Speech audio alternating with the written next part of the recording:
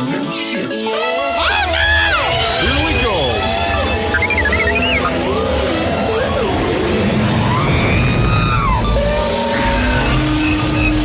Can I persuade you to join us for a drink? It's a tradition. Here. Jar Jar, homie, my main man, quickly.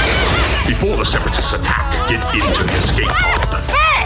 This is escape, then we're the pod.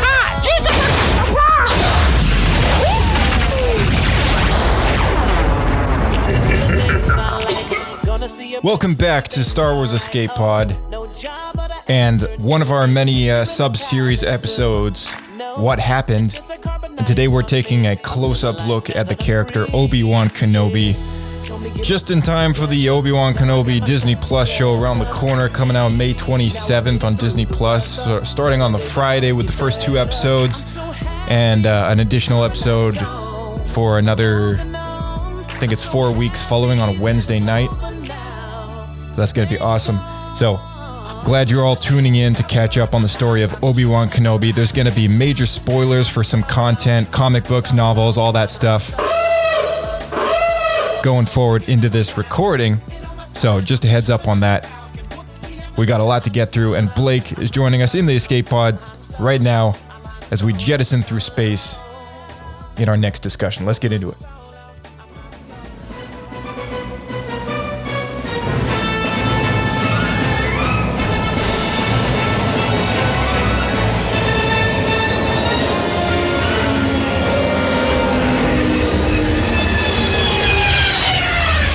Another happy landing.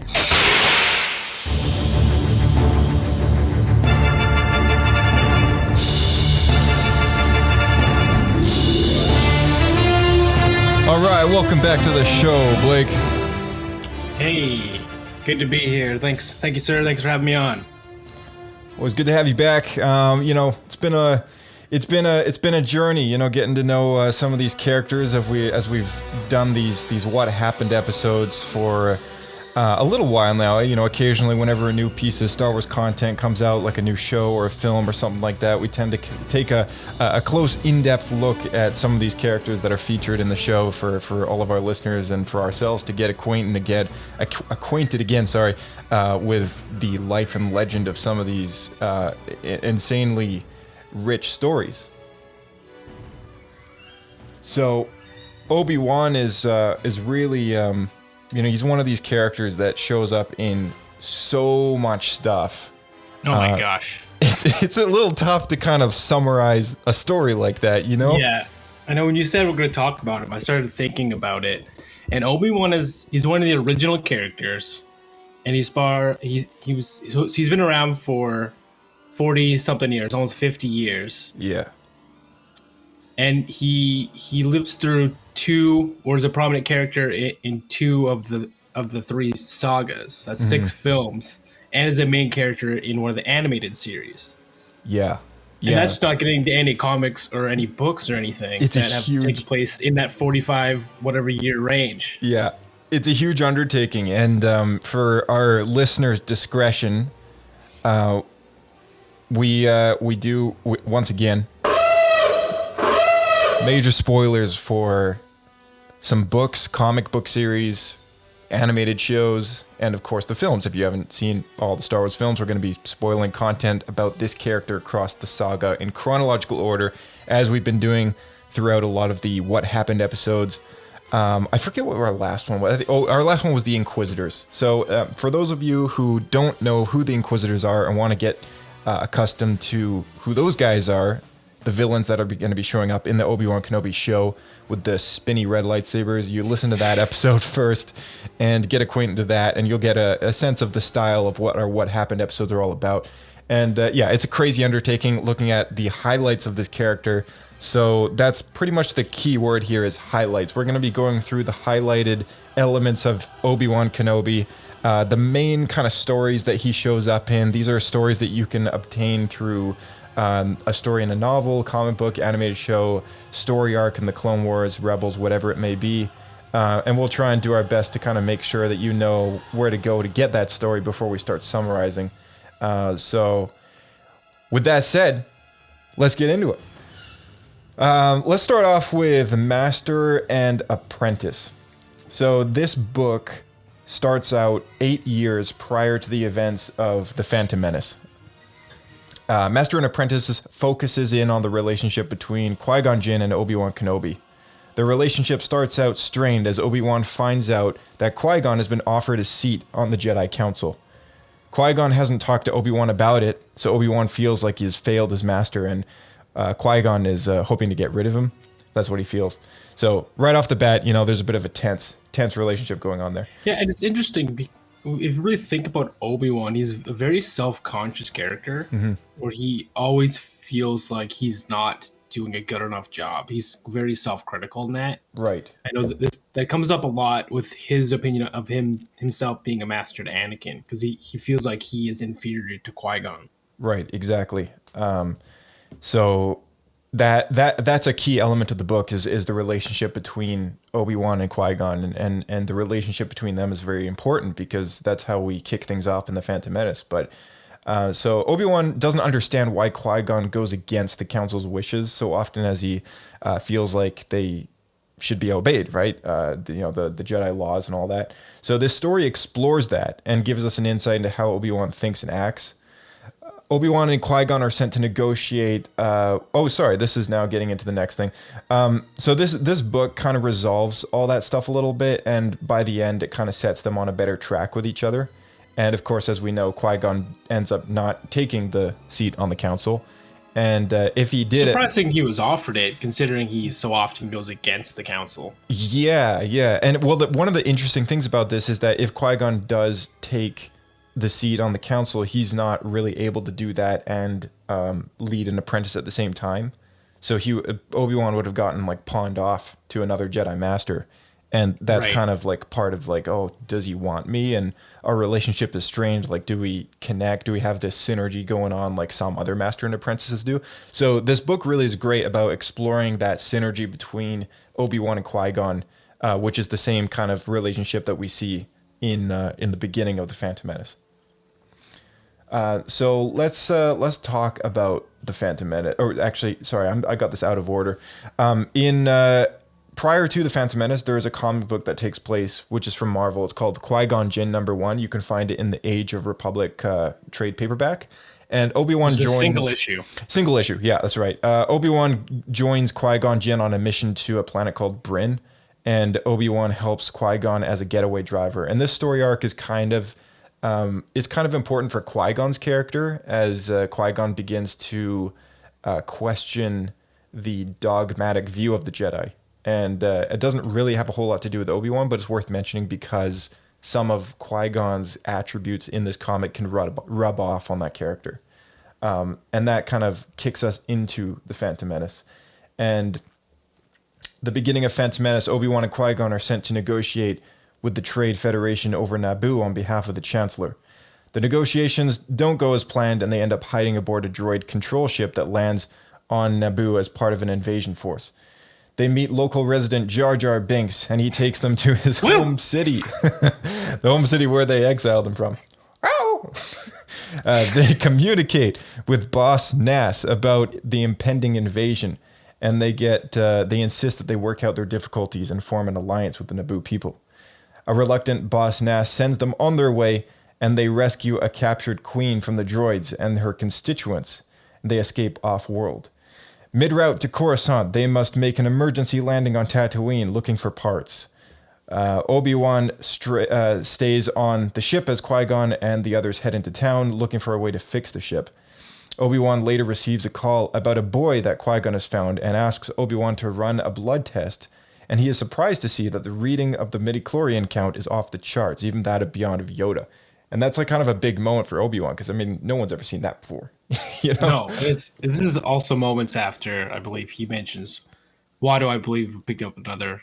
Oh, that's later. That's later at the end. Just after. Yeah, that's later. But so this is an important thing that's worth bringing up. Yeah, it is. It is.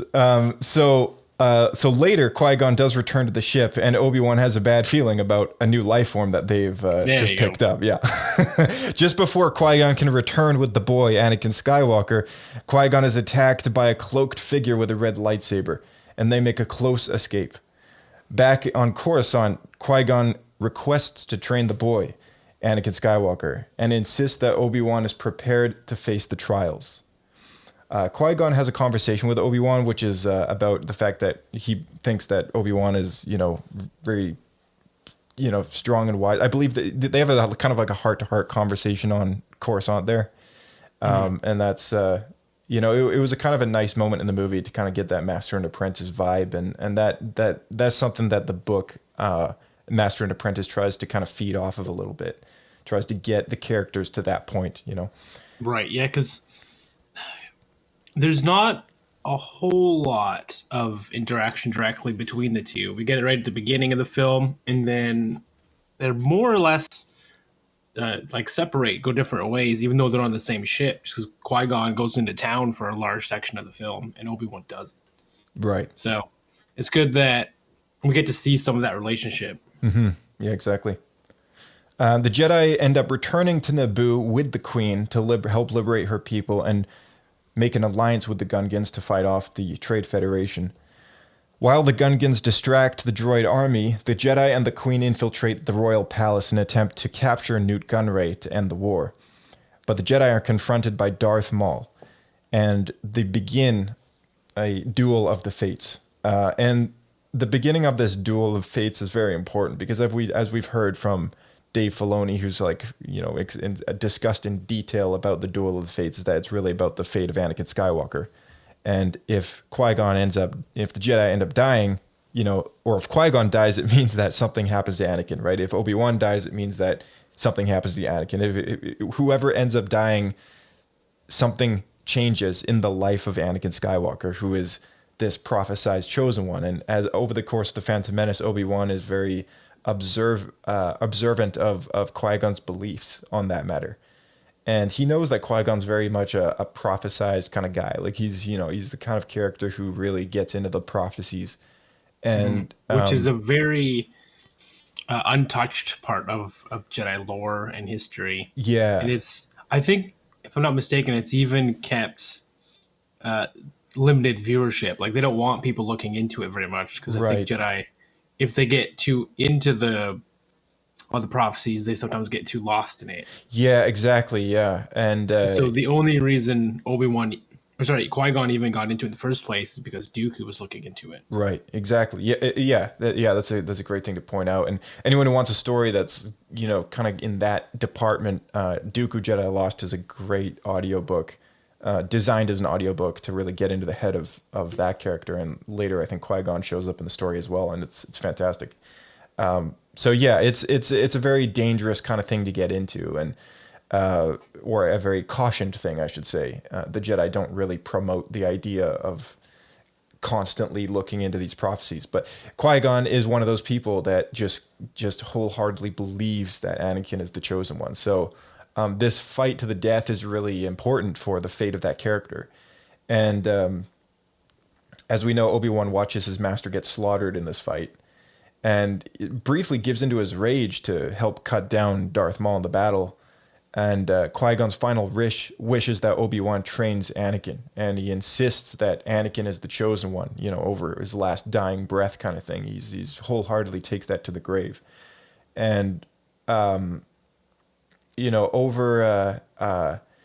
the course of the end of that film, we see Obi-Wan's, he's lost like a very important character in his, person in his life, very influential guy.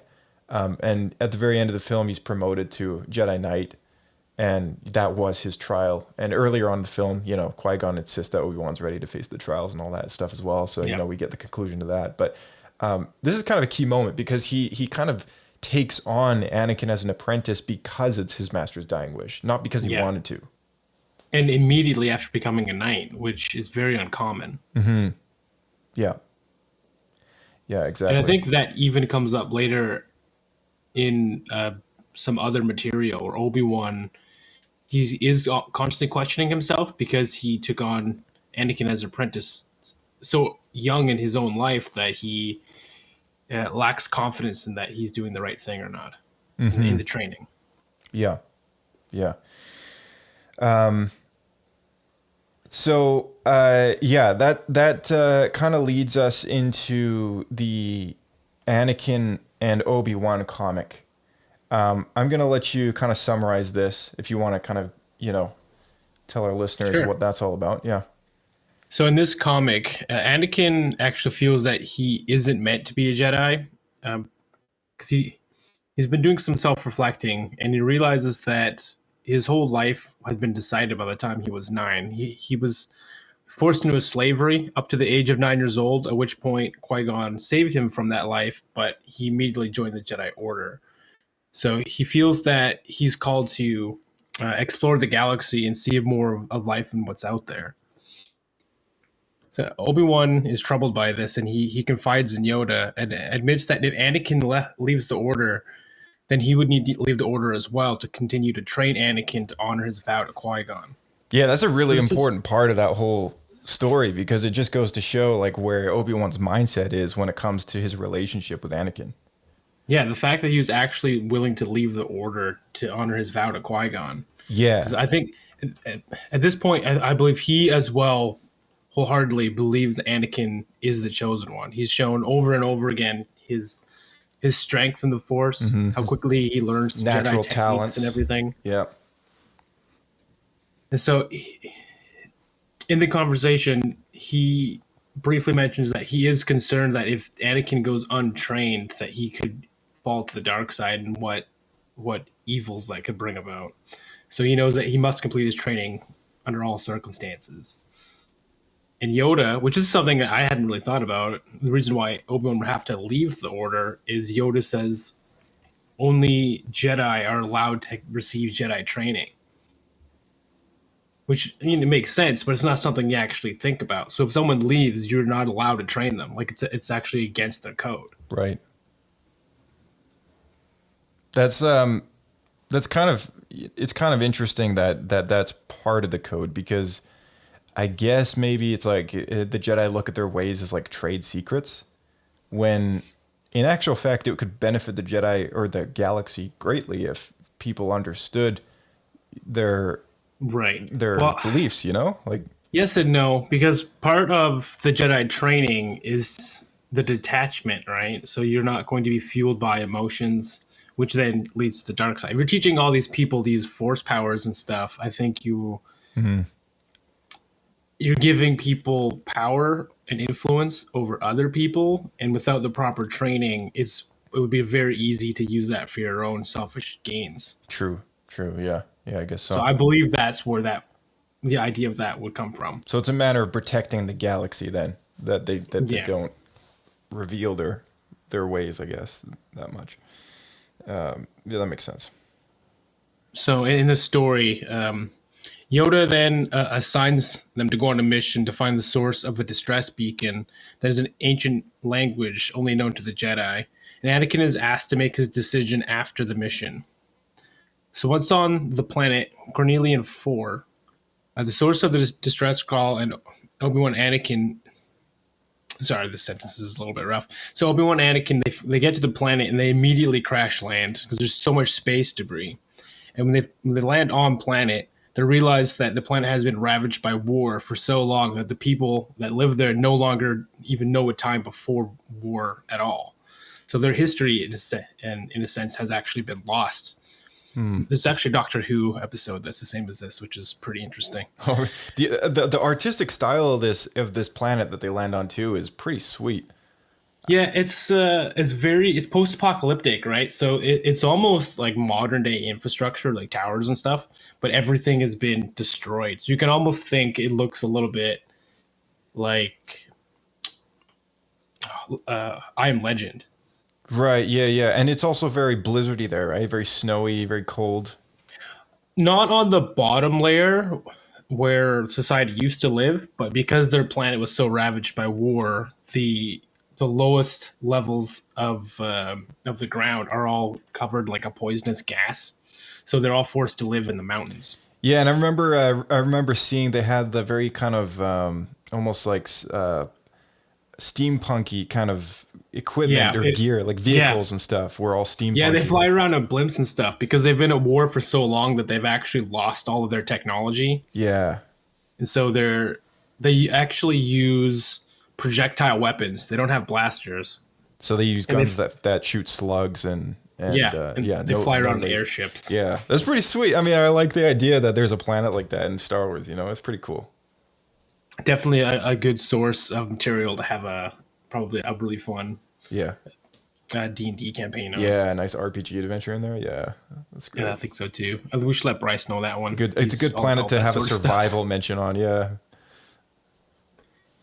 So yeah. So after working with both sides of the fight, they're known as the open and the closed, which I think is the cheesiest names. It's almost like they're an electrical circuit. Yeah. Obi-Wan goes on without. Hold on, I missed a sentence. Open and closed. Anakin is kidnapped by the Open for his mechanic abilities because they want him to repair these battle mechs that are no longer functioning, so that they'll have an edge in the war. And Obi-Wan goes on without him to find the source of this distress call.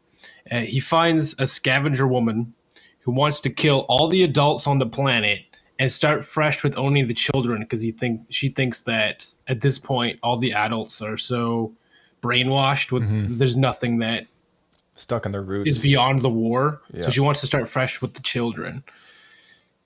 But both the open and the closed are able to find where the scavenger and Obi-Wan are hiding. But right before a giant final battle takes place, the Republic shows up and forces them all to stop. And Obi-Wan reveals to Anakin that he called the Republic, and originally they weren't interested in going to this planet to stop it because it's been going on for decades and decades and decades. But Obi-Wan was able to convince them to intervene because he said there's untapped Tabana gas there. So the Republic showed up within a matter of hours. So typical, hey? Right? Democracy, quote unquote, that's just led by like corporatization and money, right? Yeah. And so Obi-Wan doesn't even know if this is true. He just said that to get them over here. That's a great way to kick off Attack of the Clones, though. I mean, because the Attack of the Clones is really, it gets really political. And ideally, like, this comic is a great bridge between The Phantom Menace and Attack of the Clones. And it's got 5 issues in it. It came out in 2016. It's called Obi-Wan and Anakin. And if anyone wants to read this, it's written by Charles Soule, who's a fantastic author. Wrote the Darth Vader, Dark Lord of the Sith series, The Rise of Kylo Ren. He's done a few others, and including his first novel, which was Light of the Jedi, kicking things off in the High Republic. So really great narrative, and highly recommend this book. So you're just wrapping things up here. I really enjoyed it. And then just to close off the story, after seeing how at the ends of the events, how Obi-Wan was able to bring the other Jedi and the Republic and everyone to work together to overcome the issues of the planet, Anakin decides to stay on as a Jedi, realizing that there's more in being a part of something than going out and doing something by yourself. Right.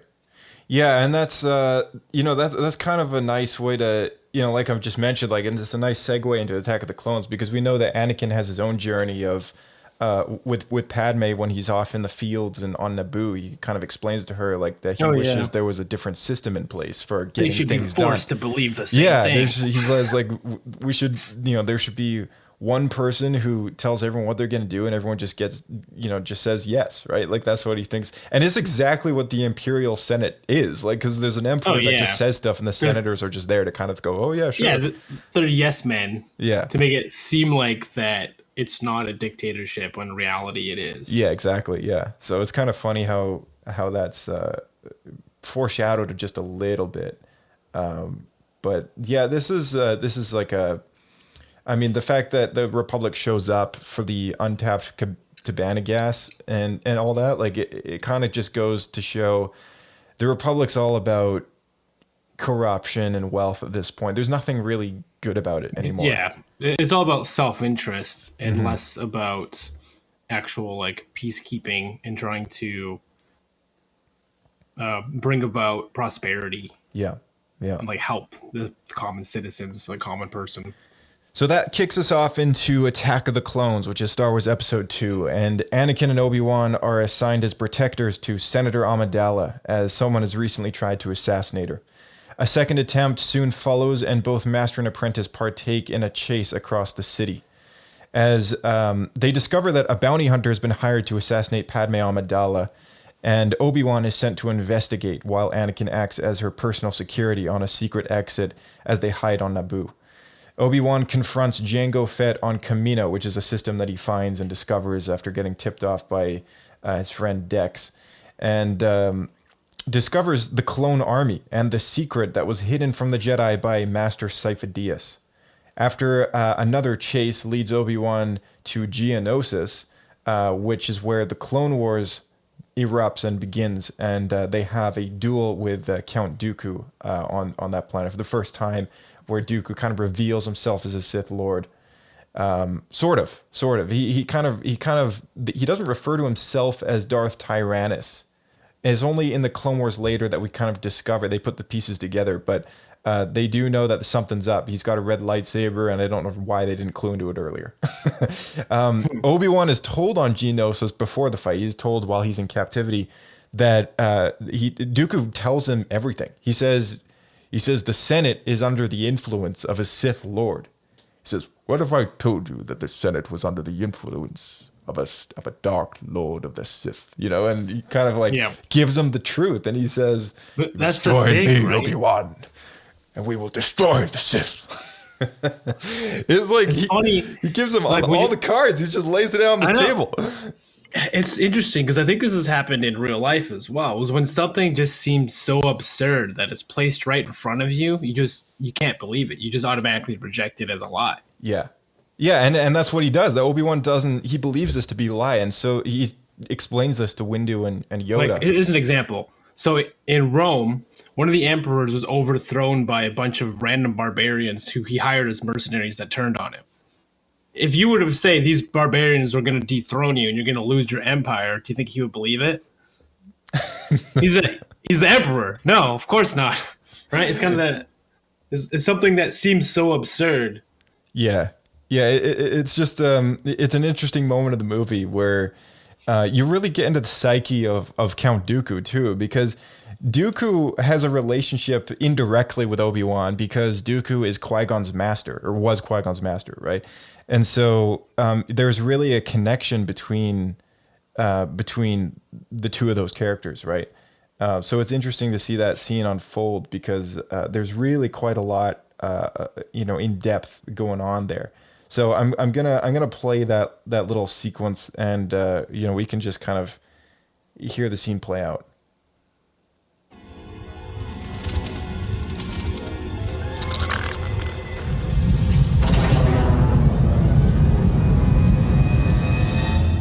Traitor. Oh no, my friend. This is a mistake, a terrible mistake. They've gone too far. This is madness. I thought you were the leader here, Dooku. This had nothing to do with me, I assure you. I will petition immediately to have you set free. Well, I hope it doesn't take too long. I have work to do. May I ask why a Jedi Knight is all the way out here on Geonosis? I've been tracking a bounty hunter named Jango Fett. Do you know him? There are no bounty hunters here that I am aware of. The Geonosians don't trust them. Well, who can blame them? But he is here, I can assure you. It's a great pity that our paths have never crossed before, Obi-Wan. Qui-Gon always spoke very highly of you.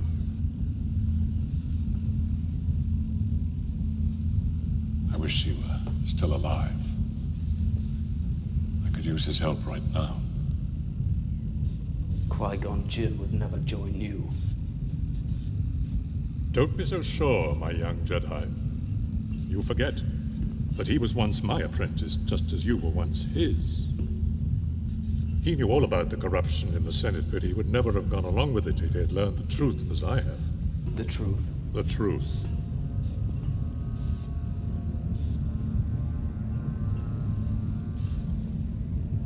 What if I told you that the Republic was now under the control of the Dark Lord of the Sith? No, that's not possible. The Jedi would be aware of it. The dark side of the Force has clouded their vision, my friend. Hundreds of senators are now under the influence of a Sith Lord called Darth Sidious. I don't believe you. The Viceroy of the Trade Federation was once in league with this Darth Sidious. But he was betrayed 10 years ago by the Dark Lord. He came to me for help. He told me everything.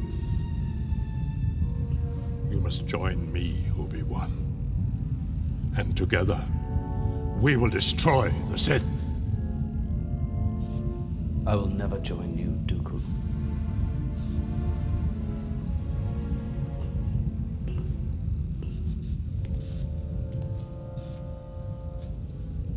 It may be difficult to secure your release.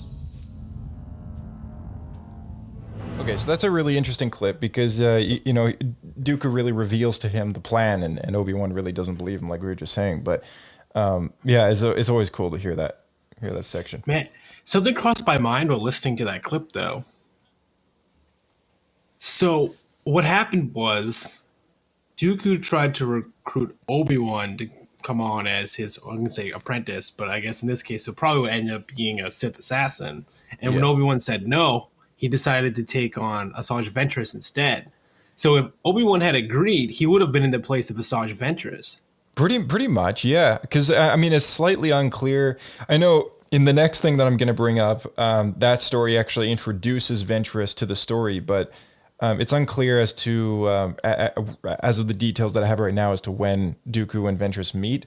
As far as the story goes, in the expanded universe, Dooku did have an assassin pre-Ventress, and her name was Khmeri Vosa, and she. Oh, that's right, because he gives her. Yeah, Khmeri Vosa's lightsabers. Khmeri Vosa's lightsabers end up going to Ventress when she decides to be his assassin. But we know from the Clone Wars TV show that Dooku at some point recruits Ventress when she's kind of like an ex-Jedi because she's been stranded on a planet and her master is killed. And that's when he kind of is very vague as to when these events occur. But yeah, you're right though, in the sense that if Obi-Wan did decide to help Dooku, the relationship between Ventress, if she was around or otherwise, could have been very, very different. So let me ask you this. Do you think Dooku was telling the truth, or had he already been corrupted too much? I think like he's definitely lying about something in this conversation when he says that he's not in charge. He's obviously the guy in charge.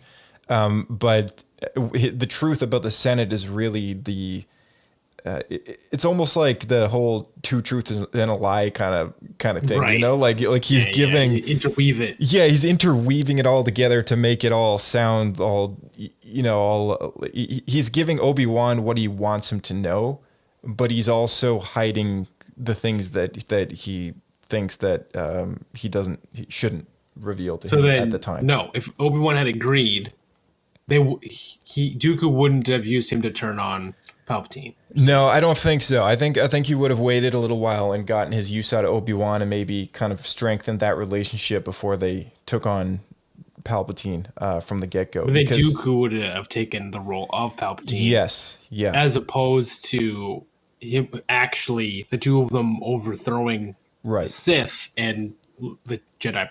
Exactly, because we know that Palpatine knows of Ventress, right? Like that's never really kept secret. Yeah. We know that from the get-go of the Clone Wars TV show, we know that Sidious knows about Ventress as an assassin, but that's all that, and he's okay with that, right? But that's all that Dooku wants him to know, and I think Palpatine knows Dooku's game, and that's why at some point in the Clone Wars he does tell Dooku, "You have to kill her now. She's getting too powerful." I think part of that is by Dooku having an apprentice, it actually hides Sidious better because always two there are. So if there's Ventress and Dooku, the Jedi will assume that Dooku is the Sith Lord. That's right, not because Palpatine. That's right, and for a while it's weird because for a while it does take the Jedi to figure out that there is a Dark Lord called Sidious, and that Dooku is a Sith, right? Like they don't know a whole lot as far as because Jango tells Obi-Wan the truth as well. Jango also is part of the story that Obi-Wan discovers in Attack of the Clones, and when he says that I was recruited by a man named Tyrannus on one of the moons of Bogdan, right? And he's telling them the truth. He's like, yeah, there was a guy named Tyrannus. He recruited me to be the template clone, And Obi-Wan is trying to figure all this out. He's like, well, hold on a second. You know, a guy named Tyrannus approached Jango as the template clone, but in actual fact, it was Master Sifo Dyas who ordered the clone army. So what the heck's going on here? And yeah, you're right. It's very convoluted. It's very convoluted, and they don't resolve this in the film, and that leads us to the Clone Wars once again, which we're going to talk about in a second, but keep that in mind as we move forward. Okay, so the next thing is a book that literally just came out 5 days ago as of this recording. It's called Brotherhood, and it's written That's by... why I'd never heard of it before. Yes, and it's written by Mike Shen, who's new to the Star Wars label. And here is the publisher summary. We have not read this book. It's out there right now. It's booming. It's doing well. So let's read the publisher summary here. The Clone Wars have erupted. Caught off guard by the quickly expanding conflict, the overwhelmed Jedi Order has rushed the advancement of Padawans to better integrate into the Grand Army of the Republic and assist the war effort. Newly promoted Jedi Knight Anakin Skywalker is increasingly torn between his growing duties to the Republic and his secret marriage to Senator Padme Amidala of Naboo. With his knighting, his mentor Obi-Wan Kenobi has been elevated to the Jedi Council under the rank of Jedi Master. As dark forces push the Jedi further toward their transformation from guardians to soldiers, Anakin and Obi-Wan find themselves on equal footing, yet opposing paths, each pondering the meaning of peace and justice during a time of war. What do we know from this book? We know that we do know that Ventress is introduced to the story. We know that this precedes the beginning of the Clone Wars animated series as far as chronological events goes. And we also know that I believe there's some sort of acknowledgement to the kind of beginnings of General Grievous as well. So this is really chronologically kind of a Clone Wars novel, but between that gap between Attack of the Clones and the animated show, because if you kick things off with the animated series, Anakin already he's got a different costume. His hair is a bit longer. You know, it's clear that it takes place a couple of months. Closer to Revenge of the Sith is what it looks like. Yeah, it almost looks that way. Yeah, and it's a bit tough. He's knighted. Think. Yeah, he's already knighted. He lost his brain. Right, exactly. There's a bit of time between Attack of the Clones and the beginning of the Clone Wars series, so it's kind of cool that we finally have a novel that acknowledges those events that take place in between. As well as the very mysterious event that's referenced in Revenge of the Sith about Anakin and Obi-Wan's event on Cato Nemoidia. So this book also gets into that event as well. Yeah, so, but the thing is, it doesn't count. Yeah. So does it really matter? That business on Cato Nemoidia doesn't count. Exactly. That's the line. That's the throwaway line that if anyone remembers that, kudos. So that's Brotherhood, everybody. That's Brotherhood that just came out. You can look for it on audible.com. I'm sure at some point we'll put out some sort of review. Yeah, I'm sure. I want to read this one. Stay tuned. Definitely want to read this one. Okay, that sends us right into the Clone Wars. Now, the Clone Wars is gigantic, as we know. It's 7 seasons long, could have been 8, and Obi-Wan is just one of those characters. He's just a main character. Like there's literally no way to compress as much information as there is in that show into a small summary. So what I'm going to do here is I've got I've jotted down about 10 story arcs, which going to jog our memories about. And if there's any details which is to be talked about in regards to that particular story arc, just pipe up and we'll kind of get into the details, you and I. For those listeners at home who haven't seen the Clone Wars, I always recommend it. And, this would be in chronological order. So major spoilers for, the arcs that you may have not seen if you have not finished the Clone Wars.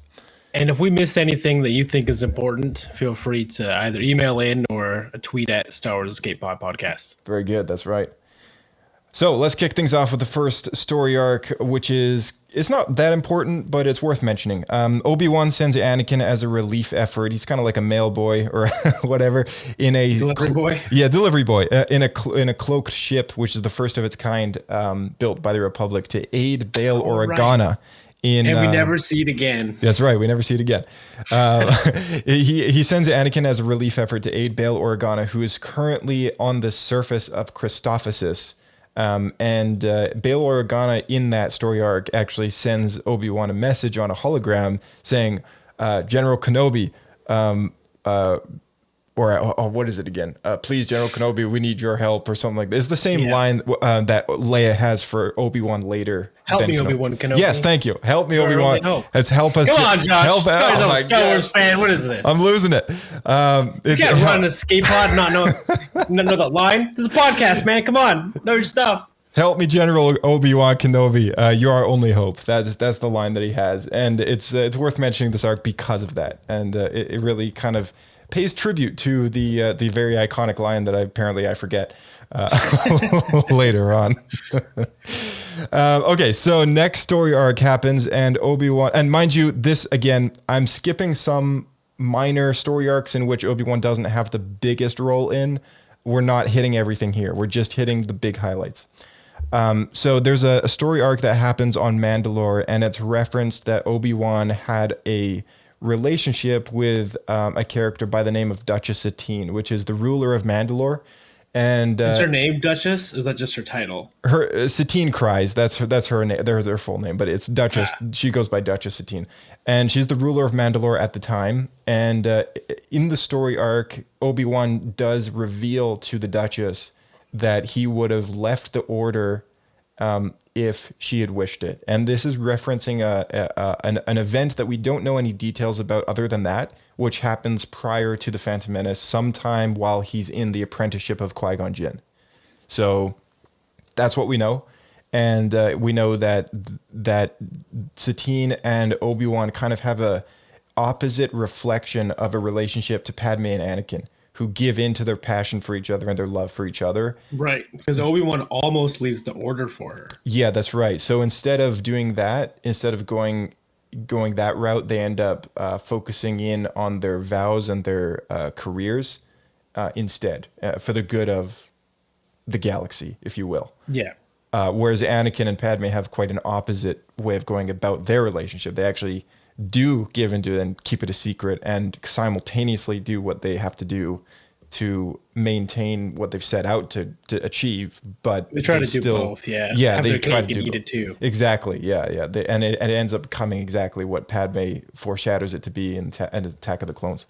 So very important arc. Big reveal for Obi-Wan's character, and Anakin finds out about this, and Obi-Wan reveals to Anakin his choice and kind of how he made it, and not knowing about Padme, which is even more interesting. Exactly. Not knowing that Anakin's married, and later Anakin cracks some jokes to Obi-Wan about Satine being his girlfriend, and right. it was kind of funny. So that was a really good story arc.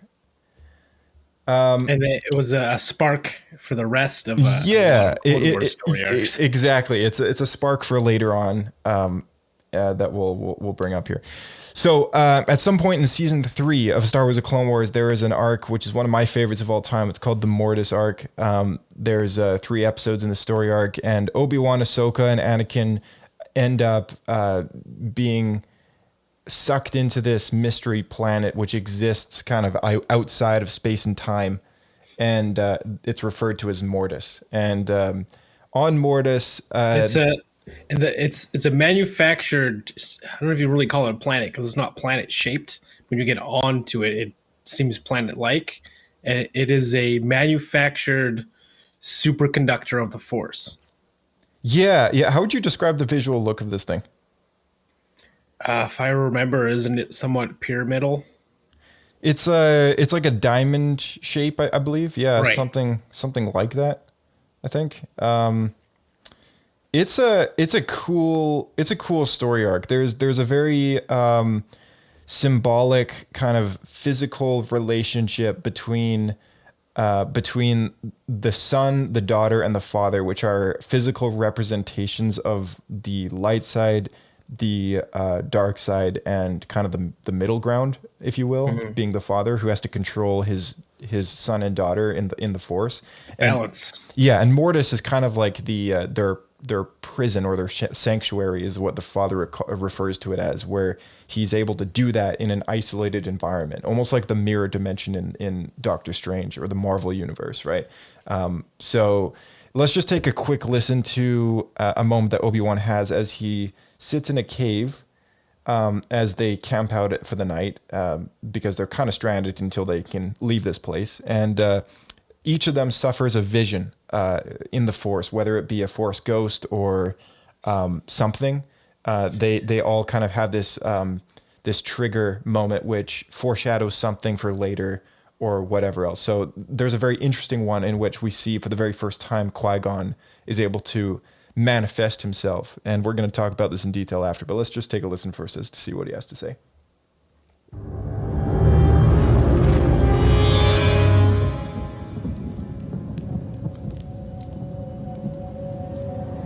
Obi-Wan, have you done as I asked?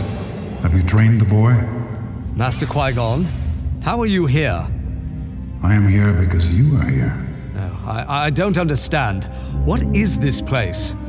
Unlike any other, a conduit through which the entire force of the universe flows.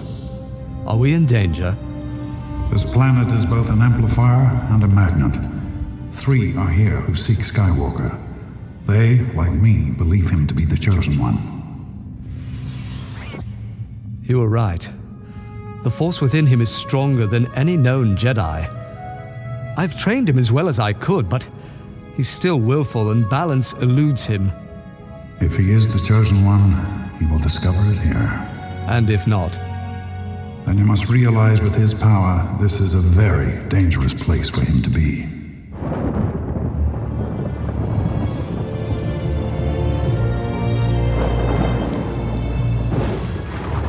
All right, and with that, Qui-Gon disappears again, and he doesn't show up until later, and he actually does end up having a word with Anakin as Anakin self-questions whether he's the chosen one. But that's, that's a story for another time, because that doesn't really have a whole lot to do with Obi-Wan. But it's interesting that happens, and by the end of the story arc, the characters begin to...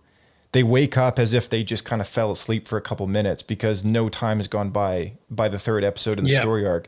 And we're left wondering if it was a dream or not. Yeah, they start to wonder, like, what was that exactly? And later in the Clone Wars, there's a moment where Obi-Wan shares with Yoda about this and questions whether or not it was in fact real. And it was a very powerful story because Obi-Wan witnesses the downfall of Anakin Skywalker. And yeah, he actually sees what's going to happen before it takes place.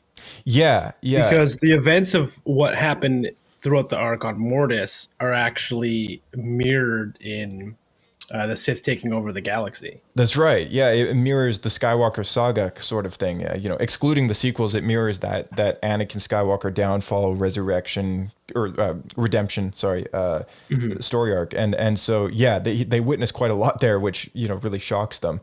And Ahsoka also has a moment where she actually ends up dying at the hands of the Son, which is representative of the dark side of the Force. And Anakin is actually shown what becomes of him. That's how he becomes falls to the dark side on Mortis. But then later has his memory wiped so that history can continue on as it was supposed to. Exactly. Yeah. It's so interesting. And I put down here in my notes that Obi-Wan faces a dark Anakin Skywalker who's agreed to ally himself with the Son or the dark side. And they have a brief kind of confrontation, not lightsaber duel necessarily, but just verbal confrontation in what's referred to on Mortis as a dark well of some kind, the well of the dark side. And it's basically just a pit with lava at the bottom. And it's supposed to mirror that Mustafar duel that later occurs in Revenge of the Sith. And and then later in that episode, the light side of the Force takes him to a cave in which he finds some sort of dagger. It's like a mystical Force generated dagger, which is kind of the key to killing the son or the daughter or the father. These figures that exist, that's kind of their weak spot, which is this dagger. And it almost, to me, it's always represented Luke Skywalker in a way. It's almost like that soft spot that later kind of has a key moment. It's like a weapon against the Sith, right? Mm-hmm. And the dagger is actually used to kill the the dagger is about to be used by the son to kill the father, and the daughter throws herself in between the two and sacrifices herself to save the father. But the father ends up killing himself. I think that's how it went. But the father ends up killing himself. Yeah, the only one who survives is the son, who's of the dark side, which also mirrors what happens outside of Mortis, where through attempting to uproot and destroy the dark side, being Palpatine and Tyrannus or Count Dooku in this circumstance, they actually kill themselves, and then the dark side survives. Yeah. So, so because the father sacrifices himself to drain the son of his power, Anakin is able to come up behind him and stab him through the back, and with that, all three of them end up dying, and then they wake up from this vivid dream, but it's almost too real to be a dream. The way that they almost portray it later, and the subtle hints that Ahsoka later, when she has this canary bird thing follow her around all over the place, which is representative of the daughter, and the daughter's last breath is kind of given to resurrecting Ahsoka Tano, who ends up dying on Mortis as well. There's a lot going on in the story arc, and it's hard to summarize, but the most important thing here is Obi-Wan later questions whether or not it happened. And when Dave Filoni was asked about whether or not it actually happened, he kind of left it up to the viewer's discretion as to like, how do you perceive, if it happened or not. And I personally like to believe that it does happen. I think so too. It was smart on Filoni's part for doing that though, because I think there's Star Wars fans who like the mystical side, and then there's those who like the more grounded, dare I say, midichlorian side of it. Yeah, totally. Yeah, there's the fans that like the reasoning behind stuff, and then there's the fans that don't, and they like to leave it a mystery. So this story arc is really kind of suitable for all those audiences. Great story arc, though. Has a lot to do with Obi-Wan. Okay, so sometime later in the Clone Wars, there's a story arc where Obi-Wan and Quinlan Vos connect over hunting down Zero the Hutt, who has escaped from a Republic prison, and he has been brought before the Hutt Council and this and that. And Cad Bane has actually been sent off to claim a piece of information for, or Cad Bane has been sent off to kill Zero or something like that. And anyway, there's a whole side plot in which he ends up not killing Zero, somebody else does, but there's a bit of a conflict between Cad Bane, Quinlan Vos, and Obi-Wan. It's a really cool episode. And what's important about that is that Obi-Wan and Quinlan kind of developed this further friendship, and they knew each other since Padawan age, but they have this reconnection moment between in that story arc, and Obi-Wan throws a joke while they're both hanging off a cliff as Cad Bane gets away, and he says, "I always did like I never liked hanging out with you," or something like he's yeah, just so cringy. Yeah. And then we hit another story arc, which is one of the best story arcs of the whole show. It's in season 4, and most people like to refer to this arc as the box, or the Chancellor's kidnapping, or the first attempt, that is, where Obi-Wan Kenobi takes on the face of another man by the name of Rako Hardeen, and he goes undercover into prison for his assassination of himself. So he hires the Jedi very secretly hire Rako Hardeen to take a shot at Obi-Wan, which doesn't kill him, but he fakes his death. Then they later kind of quietly hide him away while he takes the same face of his killer and goes into Republic prison to develop a relationship with the so estimated person, which is supposed to be coming up with a plan to kidnap or kill the Chancellor. So Obi-Wan and the Jedi find a way to kind of infiltrate that group. And Cad Bane is one of those people in that group. And there's a bit of a rivalry between him and Cad Bane, and there's a really cool plan which Obi-Wan helps thwart that first attempt at kidnapping the Chancellor. And I remember when this story arc came out, I was very hopeful that it was almost like that last story arc before the end of the I thought that the whole thing would actually not work out, and the Chancellor ends up getting kidnapped, and then we then get go Revenge of the directly Sith. into Revenge of the Sith. Yeah, because I didn't know that there was going to be a season 5, nor a plan to do 8 seasons, but. It was kind of getting to that. Yeah, but it was kind of getting to that point where I was like, oh, they could end the show here, and it would make sense, right? Like the Chancellor's about to get kidnapped, and it involves Obi-Wan. It would make perfect sense, but that ended up not being a thing. What's really important about this story is that they actually leave Anakin out of the loop when it comes to faking Obi-Wan's death, and Anakin is distraught over the death of Obi-Wan Kenobi and kind of vows to kill his killer. Yeah, he vows himself to revenge. Yeah. To avenge Obi-Wan's death. Yeah, we see a really drastic change in character with Anakin. He goes kind of really dark on everyone, and starts getting more Vader-like when he starts confronting people, and his patience has dwindled to like nothing. And Ahsoka starts to witness all of this stuff, and and he even has a confrontation with Rako Hardeen, where aka Obi-Wan Kenobi, where he reveals to him subtly after he disarms Anakin, he's like, Anakin, don't follow me. And, he kind of gets it because he's still trying to know my name. Yeah, he's still trying to hide the fact that he is Rako Hardeen. He's, that Obi-Wan actually isn't dead. But Anakin has this feeling that he's not dead, right? And then he's led down the loop. But that whole thing kind of dents Anakin's trust in the Jedi Council, which is largely Windu, Yoda, and, Obi-Wan. And it really dents Hey. Yeah, the Mundi. Okay, yeah. Well, I mean, the big 3 kind of thing, but the big 2, mostly Yoda and Windu, are the kind of the head 2 honchos. And Anakin's trust is really dented in that, and his relationship with the Council is a little fractured, I guess. That's like a big fracture moment for him. And he realizes he can't just trust everything they say because exactly, yeah, they're willing to lie for a greater end, right?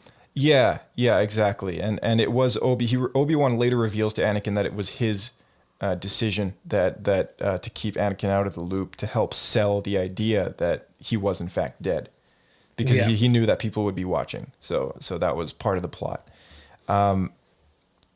Then the next story arc comes. I believe this. Maybe I'm mistaken. Maybe I'm getting it mixed up. But I think this arc doesn't.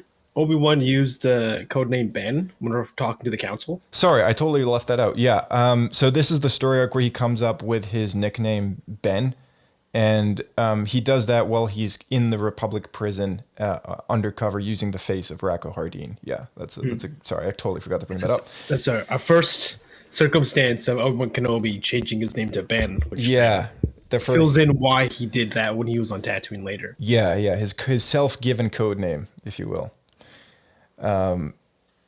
Later, Maul is resurrected, and he's brought back. He was always alive apparently, but living on the edge kind of thing, and he's kind of put back to his former glory by the witches of Dathomir. He was given a second half. Yeah, he's also given a second half in the form of his brother as well, who he takes on as his own apprentice.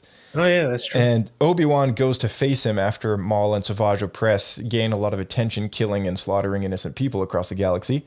And he ends up drastically losing that fight because even though he has confronted Savage Opress before, I don't think he realized that the two were brothers. And now that Savage Opress has found his long-lost brother, they end up ambushing Obi-Wan after luring him to a certain planet. And they're kind of torturing him before killing him, sort of thing. Like, Maul is really savoring the idea that he's got Obi-Wan in his grasp. Ventress pops in there. She happens to be hunting one of them. I think she's hunting Savage Opress or something like that. So she ends up saving Obi-Wan, and the two of them kind of get out there in a nick. I think at this point in time, Savage has replaced Asajj Ventress. Yeah, and also been disregarded. So in Asajj's attempts to assassinate Dooku with the Night Sisters, that's how she gets into combat with Savage. Yeah, so that happens just prior. So at this point, Ventress is a bounty hunter, and Savage has also been disregarded by Dooku. and that's what brings him to Dathomir, which is what sends him on the path to find Maul, because the Knight's mother Talzin, the Night Sister Mother Talzin, kind of gives him that magic compass, tells him to go on his way to find his brother Maul. So it's Caribbean compass. It's crazy how all these stories are interweaved, isn't it? And how Obi-Wan is kind of sucked into the whole thing. But there's a really interesting relationship between him and Maul, because Maul killed his master, and now he's out he's out for revenge on Kenobi, and he's always out for revenge on Kenobi. And Obi-Wan's almost gained pity for Maul. Yeah, he kind of slowly starts to get there, for sure. And there's an interesting bit of dialect in the scenes in which Obi-Wan comes face to face with Maul, and Obi-Wan doesn't at first recall. He doesn't quite at first recall like who he is, because he remembers Maul, but he doesn't remember him necessarily by name. And so the piece of dialogue that follows is really quite interesting. I'm gonna try and find it here. You know what? I think this is it here. So it's season 5, episode 1, I believe. I think it's called Revival, I believe. Oh, you know what? No, I'm wrong. It's actually in season 4. You know what? Forget it. Let's. I don't want to be browsing around for this forever. But yeah, it's a very interesting piece of dialogue that Obi-Wan's just like, you, and then Maul's like, you may not remember me, but I remember you. Right. And all this is like Obi-Wan would forget the guy that killed his master. Yeah. And he says something like, you may have forgotten me, but I will never forget you. And then he goes on to kind of taunt him with the fact that he slaughtered his master on Naboo and this and that. And then Obi-Wan's like, it is you. And then that kind of leads them into the fight. So, here it is. Oh, wait a minute. I think I found it. Here we go. So remember some. So we get the whole piece where Maul's resurrected and all that stuff. And then Obi-Wan kind of goes down to locate Savage Opress and Maul, and he comes face to face in an abandoned village that they've just destroyed and killed, like all these farmers and stuff like that. Jedi, I have been waiting for you. I'm not sure I've made your acquaintance. I am surprised you could have forgotten me so easily after I killed your master and you left me for dead on Naboo. It is you.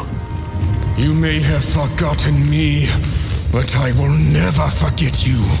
You cannot imagine the depths I would go to stay alive, fueled by my singular hatred for you.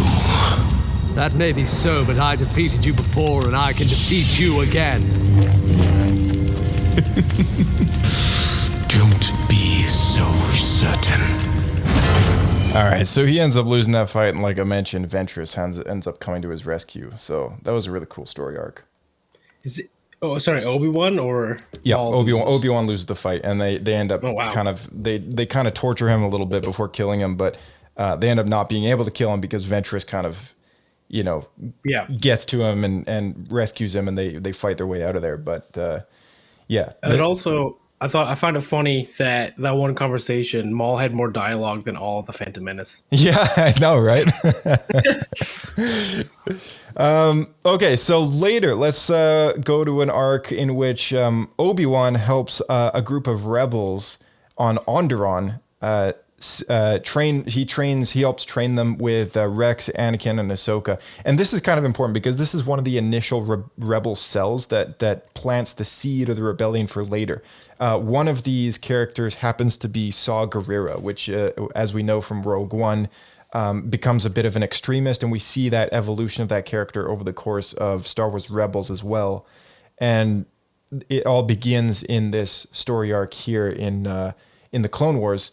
And Obi-Wan is one of those key people from the Republic that are sent to help those rogues retake their planet, because the Republic has been told not to interfere, essentially. And the leader of Onderon has been, or the king of Onderon has been unofficially replaced with someone who made a deal with the Separatist Alliance. So the planet's in a bit of a tough spot, and so the Republic kind of says subtly, well, let's just send some people to help aid in the rebellion effort there, and hopefully the people can retake their own planet back, right? Because the Republic also doesn't have every resource in the world to retake every single planet out there, right? And it's great to see that Obi-Wan is one of those people, along with Anakin, ironically enough, who's, ends up being who he is later, plants the seeds of the rebellion. So let's go to the next story arc here, which is nearing the end of the war. Satine is killed by Maul in the power struggle to take over Mandalore. Obi-Wan is sent to Mandalore, or he kind of goes to Mandalore to, I guess, help with the effort, but she's killed in the process. Maul does that knowing that there's some kind of relationship between the two of them, and wants Obi-Wan to kind of sit and wallow in pain and suffering, and sends him to prison. But he's suffer as he had suffered. I think suffer as he has suffered, exactly. And Bo-Katan, which is Satine's sister, ends up liberating him from his cell. Who at this time is a member of the Death Watch before it was splintered by Maul. Exactly. She tells Obi-Wan to go back to the Republic and bring aid to take down the leadership in Mandalore, which at the time now is ends up being Darth Maul. So the next story arc, the big one, is the temple bombing, and Ahsoka is accused of bombing the Jedi Temple. Obi-Wan, who is a member of the council, is a part of the decision or the vote to prosecute her. And we don't really know what his vote is. We assume that he votes against punishing Ahsoka, one of the few that probably vote against it, whereas the other Jedi Council members are kind of unsure, and they end up sending her to a cell. And this dents Anakin's trust even further with the Jedi Order, and by extension, Obi-Wan as a member of that council, and a follower of the rules and the dogmatic view and all this and that and the procedures that they should do. And it really kind of impacts that relationship a lot. And even though Obi-Wan is there to comfort Anakin, it really, I don't think, it really changes things a little bit. And it also pushes Ahsoka into the decision to leave the Jedi Order. And because she can no longer trust them either. Exactly, yeah. And that in itself, I think that affects Obi-Wan's that affects Obi-Wan as well. It doesn't just affect Anakin; it affects them both in a small way because later I'm going to bring this up later in another story arc, and it's a very interesting little piece of dialogue. But to know that Ahsoka leaves the Order because of this event, it does later have something to do with Obi-Wan. In the follow-up arc, Obi-Wan and Anakin uncover the secrets of the Sith and discover the mystery behind Sifo Dyas. There's an entire story arc in which that takes place. They discover about Sifo Dyas's involvement with the creation of the Clone Army. They finally discover that Count Dooku is Darth Tyrannus, and they realize, well, we have a Darth Tyrannus, we have a Darth Sidious. Someone's got to be the master. And it might, in fact, be this Darth Sidious, right? So they start to kind of put the pieces together. And this is getting really late in the Clone Wars. And it's a bit of a concerning time to be a Jedi, only figuring this out just this late in the game. So that was also a really cool story arc. Obi-Wan experiences Yoda's midlife crisis. This is towards the end of season 6, where Yoda experiences whispers of in the Force from the Wills, Qui-Gon Jinn. He's being spoken to by Qui-Gon Jinn, and Yoda kind of gives into this and goes on a journey, and he ends up going to a variety of places, including Dagobah. And it ends up being there's a series of characters that shows up to him, and they're known as the priestesses of the Force. So they're not really the Wills. Yeah, they're like these masked people who guide him along the path to help train him to be more than what he is. And Yoda thinks that he's kind of like mastered everything, right? but he really hasn't. He's been mastered- around for 900 years. Yeah, yeah, and he really hasn't mastered his fear in the way that he expected. He almost has to acknowledge the fact that that fear is there. And yeah, he's just repressed it. Yeah, exactly, and that was like kind of the whole point of his journey. But what's important about that is that Obi-Wan kind of witnesses this kind of crisis that he goes through, and when Yoda returns to Coruscant, Kenobi and Windu greet him, and Windu asks him if he gained any insight on how to win the war throughout this whole process. And Yoda tells him that he no longer believes that the Jedi can win the Clone Wars, but that through hope and perseverance, the Jedi would ultimately triumph over the Sith, and that they would find another way. And by that, do you think he means he thinks they're going to lose? I think what happens, yeah. Or do you think it's more the damage that they've done through the war? He already considers it lost.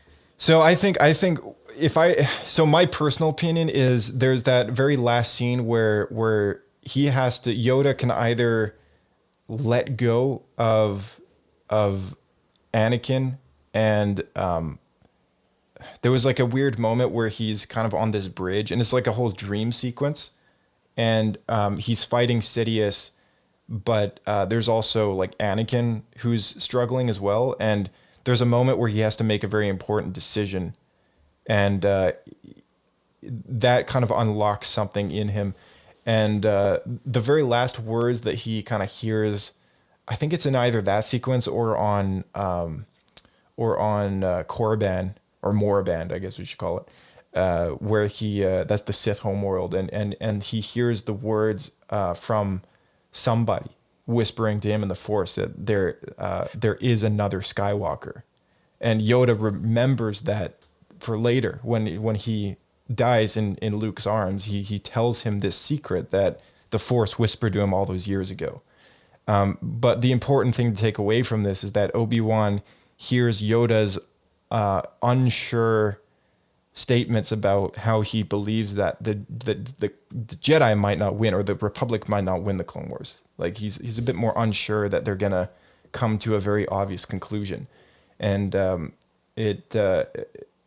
the most important thing that Yoda believes, and which later is what Obi-Wan is led to believe, is that there is a way to win over the Sith.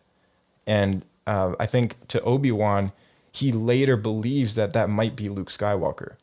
And that's the most important thing to remember, because in Star Wars Rebels, he's got a very important moment where he wholeheartedly kind of embraces that as information, and that he discloses to another character.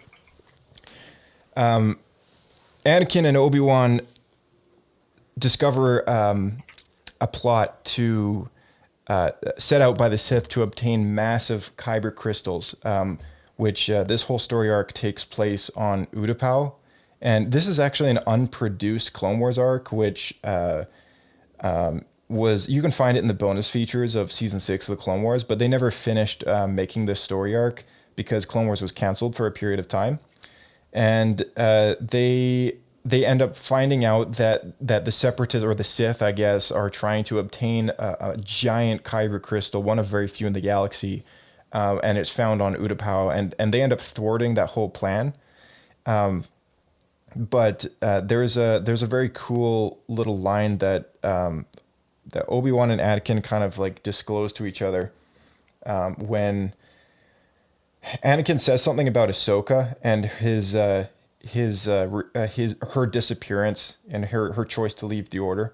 And I'm gonna play it here, and we can all kind of like we can converse about this in just a sec.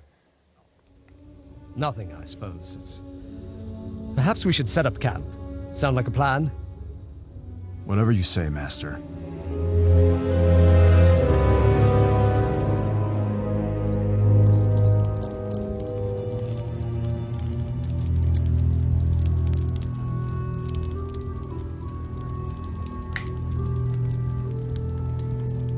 Anakin, dwelling on Ahsoka's decision won't bring her back.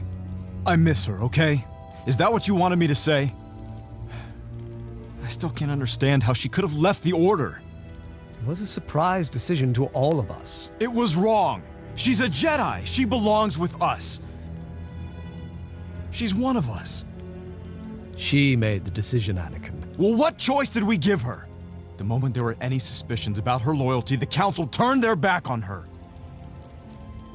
I will grant you mistakes were made, but she chose to leave. Part of the Jedi way is not letting emotion cloud your better judgment, and that's precisely what Ahsoka did, even in her most critical moment.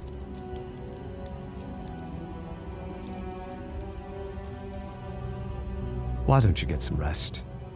I'm not tired. You can rest, Master. I'll keep first watch. Well, then, I will accept your kind offer. You can't take responsibility for Ahsoka's decision, Anakin. How would you feel if I turned into a major disappointment? It's not the same. It's precisely the same. You took me under your wing and practically raised me. I'm your Padawan, just like Ahsoka was mine. How well would you sleep knowing I failed you? Not very well, I imagine. Luckily, that isn't true, and never will be. So yeah, that's why I wanted to bring this up, because it's huge, you know, like that foreshadowing. Yes, huge foreshadowing, and really kind of gets inside the head of Obi-Wan Kenobi, knowing he almost refuses to think that could ever be a possibility, which is later, you know, contributing to that very tragic duel on Mustafar. Right. So that's a good point. We get the second last big moment of the Clone Wars, where we hit the book Dark Disciple, which adapted 8 unproduced Clone Wars episodes, much like the Crystal Crisis of Utapau. And Dark Disciple is all about the relationship between Quinlan Vos and Asajj Ventress. And Obi-Wan has a lot to do with this, because he ends up recruiting Ventress, who is at this time now a bounty hunter. And he connects her with Quinlan Vos to... basically, the Jedi Council has decided to send them on a mission to assassinate Dooku, which is a really dark, kind of disturbing moment for the Council to kind of get that far in their what they do, right? They're willing to assassinate someone to end the war. Yeah, which is really uncharacteristic of them. At that point, are they really any better than the Sith? Right. Yeah. Like, are they? So what's important about this is he's the one that kind of connects the two together. He's their point man whenever they have information, because they're kind of acting like spies. Whenever they have information, he's the guy to go to, and he meets them, or Quinlan first and then Ventress later, in a particular cantina or a bar somewhere. And he slowly kind of witnesses the downfall of Quinlan Vos, and Ventress later comes to him about it. And then events of the end of the book are you know, quite complicated. But basically, Ventress ends up, again, spoilers, Ventress ends up dying in this novel. And that's why we never see her later. And that's why we don't see her in the rest of the Clone Wars show. And she ends up dying because she sacrifices herself for Quinlan Vos, who ends up turning back to the light side of the Force again. And Quinlan and Obi-Wan bury her on Dathomir, sorry. And he's one of the two people, just the two of them, have this very kind of subtle, small burial ceremony for her, and they witness her kind of transcend into the magics, you know, the pool of, I think they put her into the waters of life or something, and her, you know, something happens, and Obi-Wan has some kind things to say. And it's just interesting because Obi-Wan and Ventress have this kind of flirtatious rivalry through like the whole course of the Clone Wars, and you know, there's a bit of a mutual respect between them towards the end, especially after she saves Obi-Wan from Maul and Savage Opress and stuff. And yeah, it really just paints a lot more of him, you know, when this moment happens, and, you know, he's one of the very two privileged people to actually bury her. It's almost like they were the only friends that she ever had. And it's very kind of a touching, you know, emotional part of the book, which is very, very end, you know, very last chapter kind of thing. And it's my favorite Star Wars book I think I've ever read was Dark Disciple. So anyone who hasn't read that novel, I definitely recommend it. You also get more of the Clone Wars, so, you know, that's great. Yeah, I like that novel a lot, too. It's still one of my favorites that have come out in the canon universe. Yeah, for sure. All right, we get to the final story arc, which is the it's just before the Battle of Mandalore breaks out, and Ahsoka Tano and her Mandalorian allies arrive aboard a Republic cruiser. At this point, Ahsoka has allied herself with Bo-Katan to help her retake her home planet. Anakin and Obi-Wan are on this ship, and Anakin, who's still emotionally shocked to see his former apprentice again, claims that it all made sense in an attempt to understand Tano's decision to leave the Jedi Order.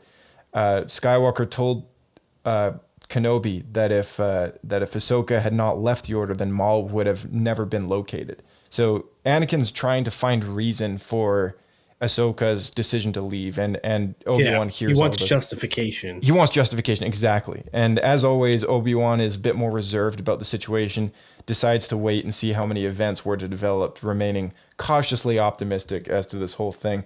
And in the events of this last story arc of the Clone Wars, which is found in Season 7, there's an episode called The Phantom Apprentice, in which we kind of have this really cool moment that overlaps with Revenge of the Sith. And I'm going to play that in just a sec. So let's dive into Revenge of the Sith now. Obi-Wan helps Anakin fight Dooku and rescue the Chancellor at the very beginning of the movie. He arranges Anakin to be the poster boy for the whole operation, and Obi-Wan remains silent when Anakin presents Palpatine's request that he act as a representative on the council and as a master. He's denied the rank of master and throws a fit, and Obi-Wan is a bit, doesn't say anything. Grievous is located as well, and Obi-Wan is chosen to go and confront Grievous. And while he's on Utapau, he relays information to Ahsoka on Mandalore about Anakin's new mission and shares knowledge with her about the Sith. So let's just play that section here, just so we have some context.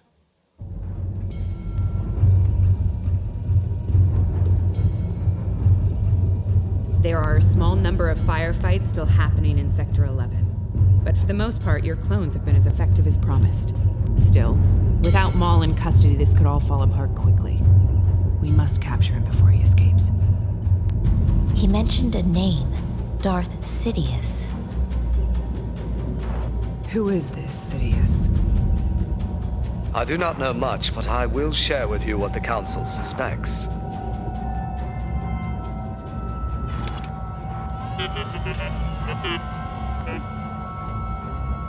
Darth Sidious is the Sith Lord who orchestrated the Clone Wars and played both sides of it from the beginning. I first learned the name from Count Dooku, though any chance of learning more about Sidious from Dooku has been lost. Why? Because Count Dooku is dead. Anakin killed him while rescuing the Chancellor. With Dooku gone, we've lost a vital link to understanding the mystery of Darth Sidious. If you can capture Maul, he may be able to provide the missing pieces to this puzzle. Then send me more men. Unfortunately, I cannot. I'm being sent to hunt down General Grievous on Utapau. What about Anakin? Maybe he can reinforce us. May I speak to Ahsoka alone for a moment?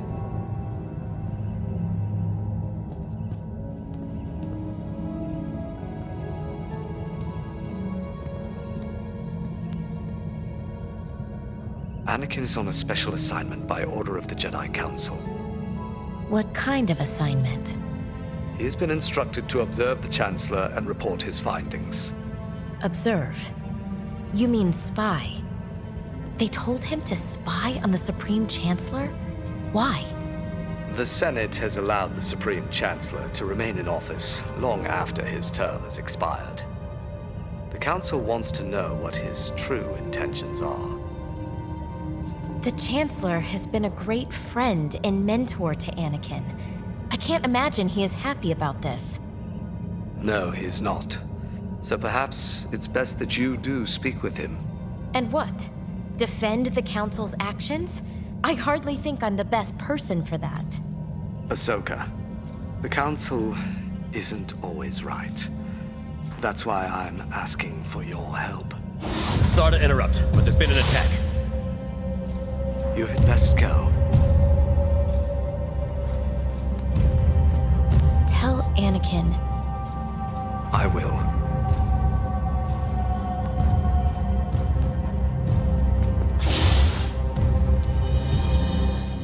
right, so that's a great part of this show, because of course we know that he doesn't get a chance to tell Anakin before he realizes that Anakin is turned to the dark side. So Obi-Wan finally finishes off General Grievous on Utapau, and Order 66 occurs, and after a rescue by Bail Organa, he and Yoda break into the temple and discover the truth about Order 66 and Anakin's fate. And he goes to confront Anakin on Mustafar. And of course, we witness the end of a brotherhood. And I don't know, I feel like... What do you think of that Clone Wars arc before we kind of keep going? It makes me wonder how, if Anakin was able to approach Obi-Wan and confide in him that he thinks that Palpatine is a Sith Lord instead of Mace Windu, if things would have went differently. Mm-hmm. Which again goes to Palpatine's... Actually, no, whose decision was it to send? Because Palpatine said Anakin should have went to Utapau to kill Grievous, not Obi-Wan. And that I guess because Anakin, he tries to go, doesn't he? And they decide to send Obi-Wan instead. Yeah, so Anakin is he kind of discloses that the Chancellor asks that he leads the campaign to take down Grievous, and then the Council votes against that and decide to send Obi-Wan, who has much more experience. They request the Master with much more experience, and to be fair, Obi-Wan has confronted Grievous quite a few times. So in the course of Clone Wars, they do a really good job at making sure that Anakin and Grievous never cross paths because of the dialogue that they share in Revenge of the Sith. It's interesting to think, though, if they had picked someone instead of Obi-Wan, how differently everything could have went. If, say, Mace Windu went. Totally. It could have changed the whole plot to send Anakin as a spy against the Chancellor is really what sets him over the edge, and it's really kind of that last straw, that last big thing that has Anakin doubt the Council's intentions, right? And as an extension, Obi-Wan, because he's on that council and he's part of the Jedi Order. So there's a bit of dialogue on the Mustafar battle. I know we've seen Revenge of the Sith hundreds of times, some of us at least, but let's take a quick listen to some of this stuff here.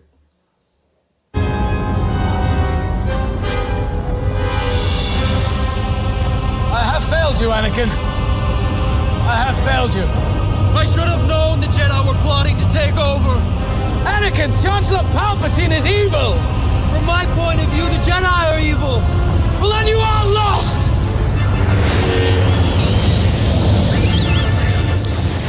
I love that the battle is so reflective of their opinions in the Mortis trilogy. Yeah, it's true.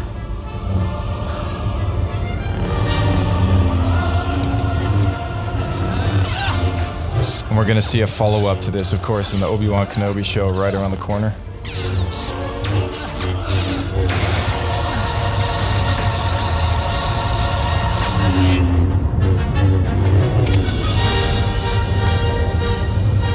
It's over, Anakin. I have the high ground. You underestimate my power. Don't try it.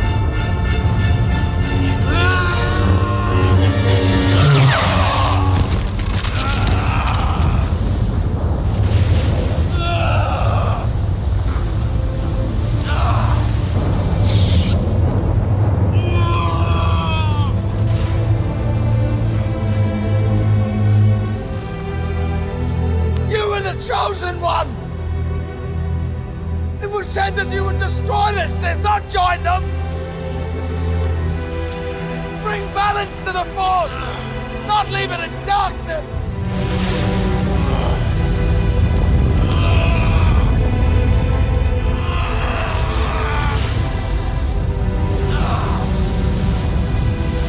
I hate you!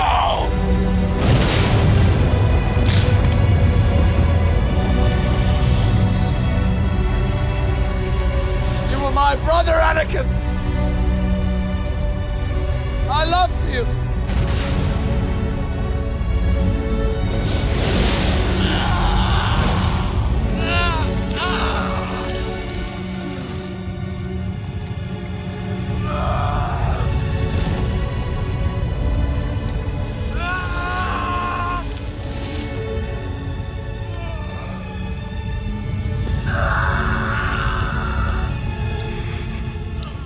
Man, Obi-Wan, he doesn't have the ability to watch him die. He looks at Anakin thinking that he's going to... away. Yeah, and he walks away, and he takes Anakin's lightsaber, of course, knowing that Anakin has a child, an unborn child in Padme, because he discovers this earlier in the film, and it's just it's so sad, just to listen to that, his cries about how Anakin was the chosen one. Because this is the end of a vow. Like, he knows in this moment he failed Qui-Gon, he failed Anakin. Yeah, that's so true. And he takes responsibility for that, and the weight of that worry that we just talked about in the Crystal Crisis of Utapau, that is now come to pass, and he has to now bear that on his own shoulders. But on top of that, more because horrific he didn't way. finish Anakin completely because he couldn't bear to watch him go through this. He just leaves him to die. And then, as we know, Anakin survives Darth Vader, Reign of Terror for the next 20-something years. So that's another weight on top of it that he has to bear. Because if he had just taken the time to really mercy kill Anakin, because that's what it would be, you'd be putting him out of his misery with all that pain.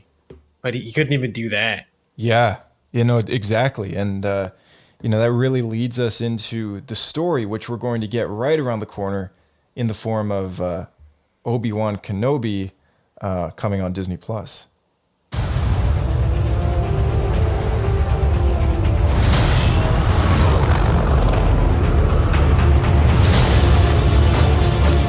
They're coming.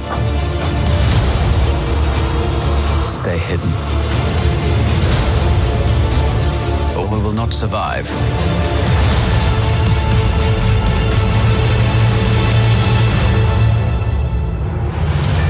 Leave us alone. When the time comes, he must be trained.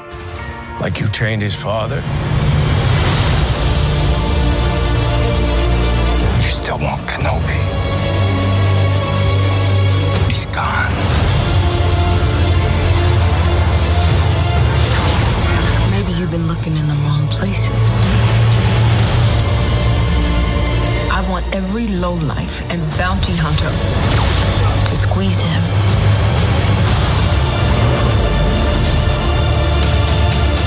You can't run, Obi-Wan! You can't escape him!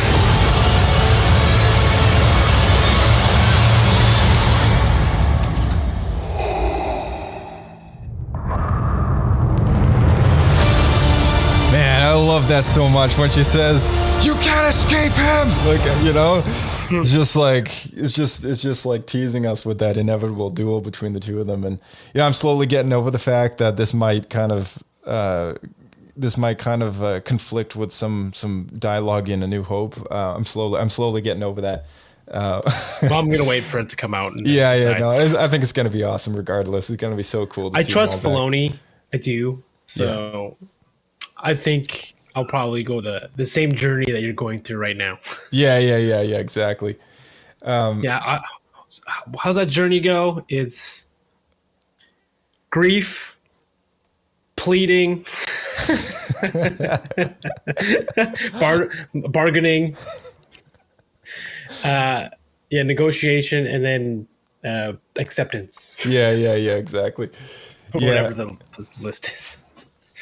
I feel like this show is really going to fill in that gap that we all, none of us know a whole lot as to what happened between him in between those two films, and it's a story that we all want to see. I mean, we know that Obi-Wan's not just kind of successfully stayed hidden. It was almost inevitable that something might find him, and I think Obi-Wan also knew at some point Luke was going to have to leave Tatooine and go and do something. Yeah, he knew that from the beginning. He did. Yeah, and you actually, the next thing we'll get into here really reveals that.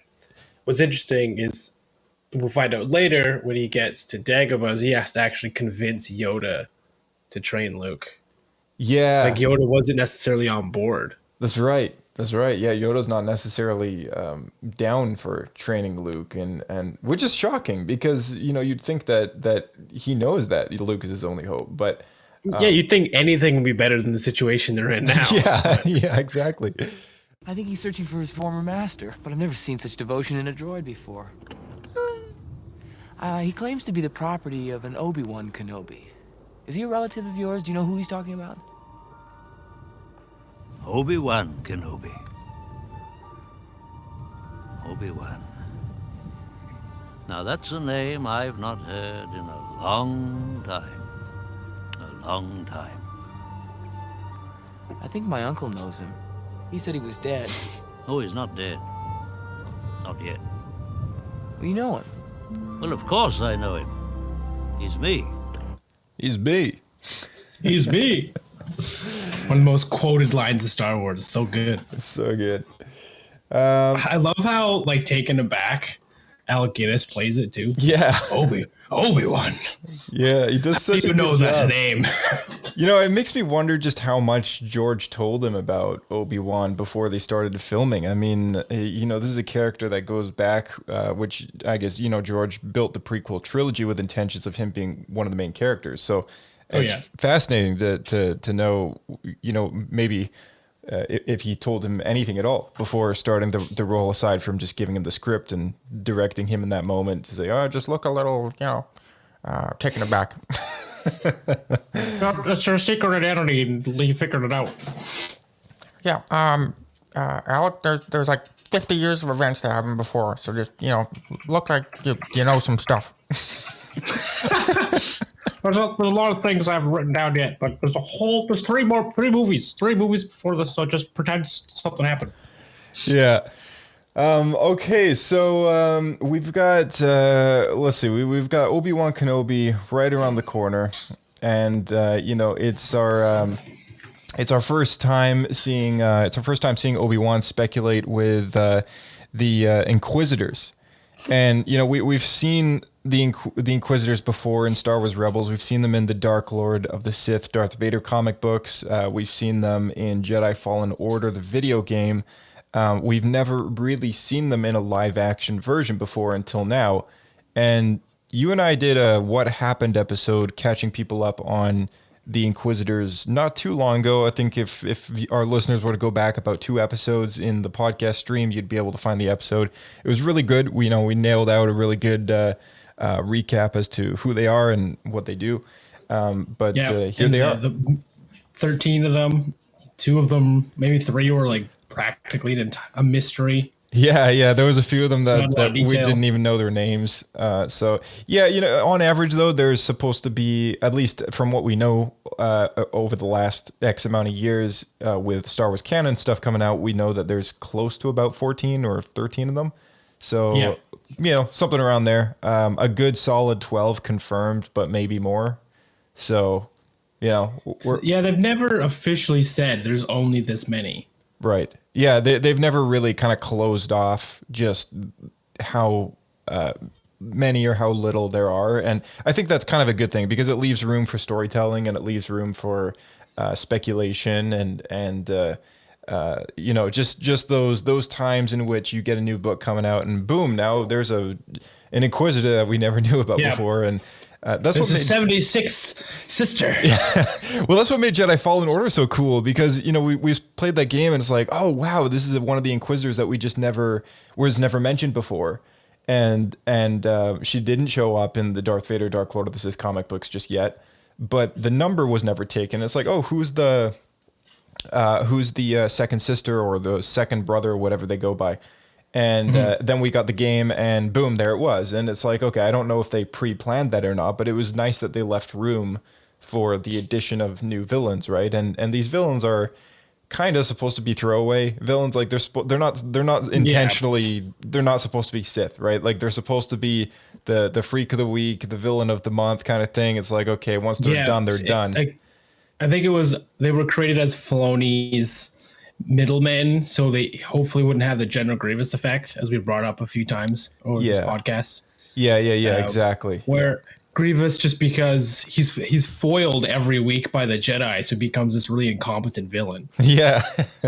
Yeah, anyone who watched the Clone Wars will know exactly what we're talking about.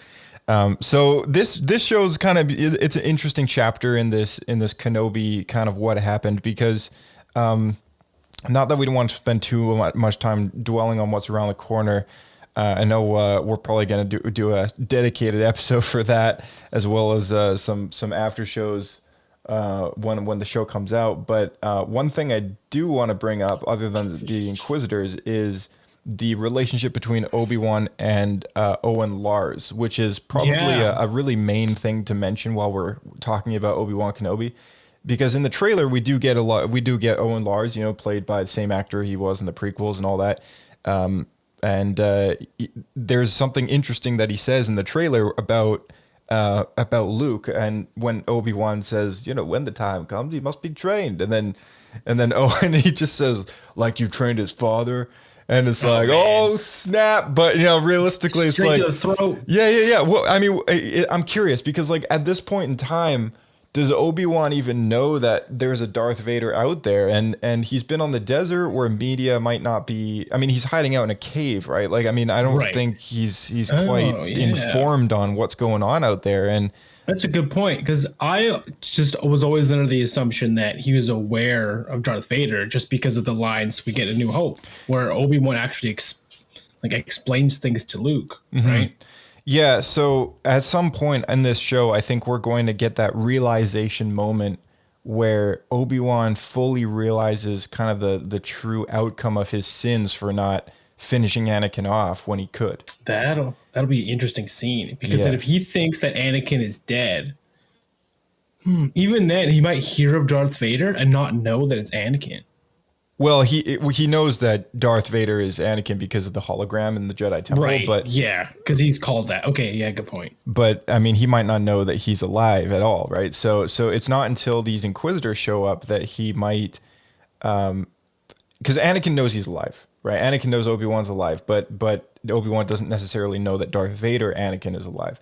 So it might be that Darth Vader sends out the Inquisitors to hunt him down, and Obi-Wan might suspect them to be a new Sith apprentice, or he might not even know what's going on. He might be like, "What the heck is this?"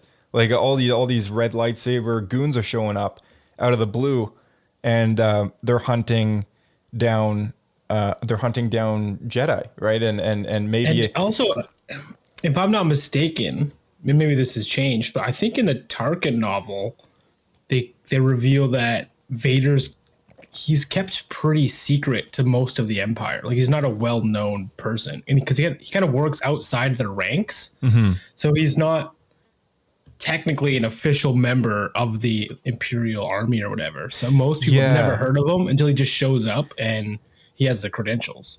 Yeah, it was a bit ambiguous as to what that was getting at, for sure. I know I'm trying to remember exactly what you brought up there, because it does sound familiar. But it's true, because he doesn't have a military bridge. Yeah, it's where Tarkin and Vader are on the bridge. Maybe it's one of the Vader novels. I don't quite remember. And Tarkin, at first, he's very off-put by Vader. He's like, "Who is this person? Why are they there?"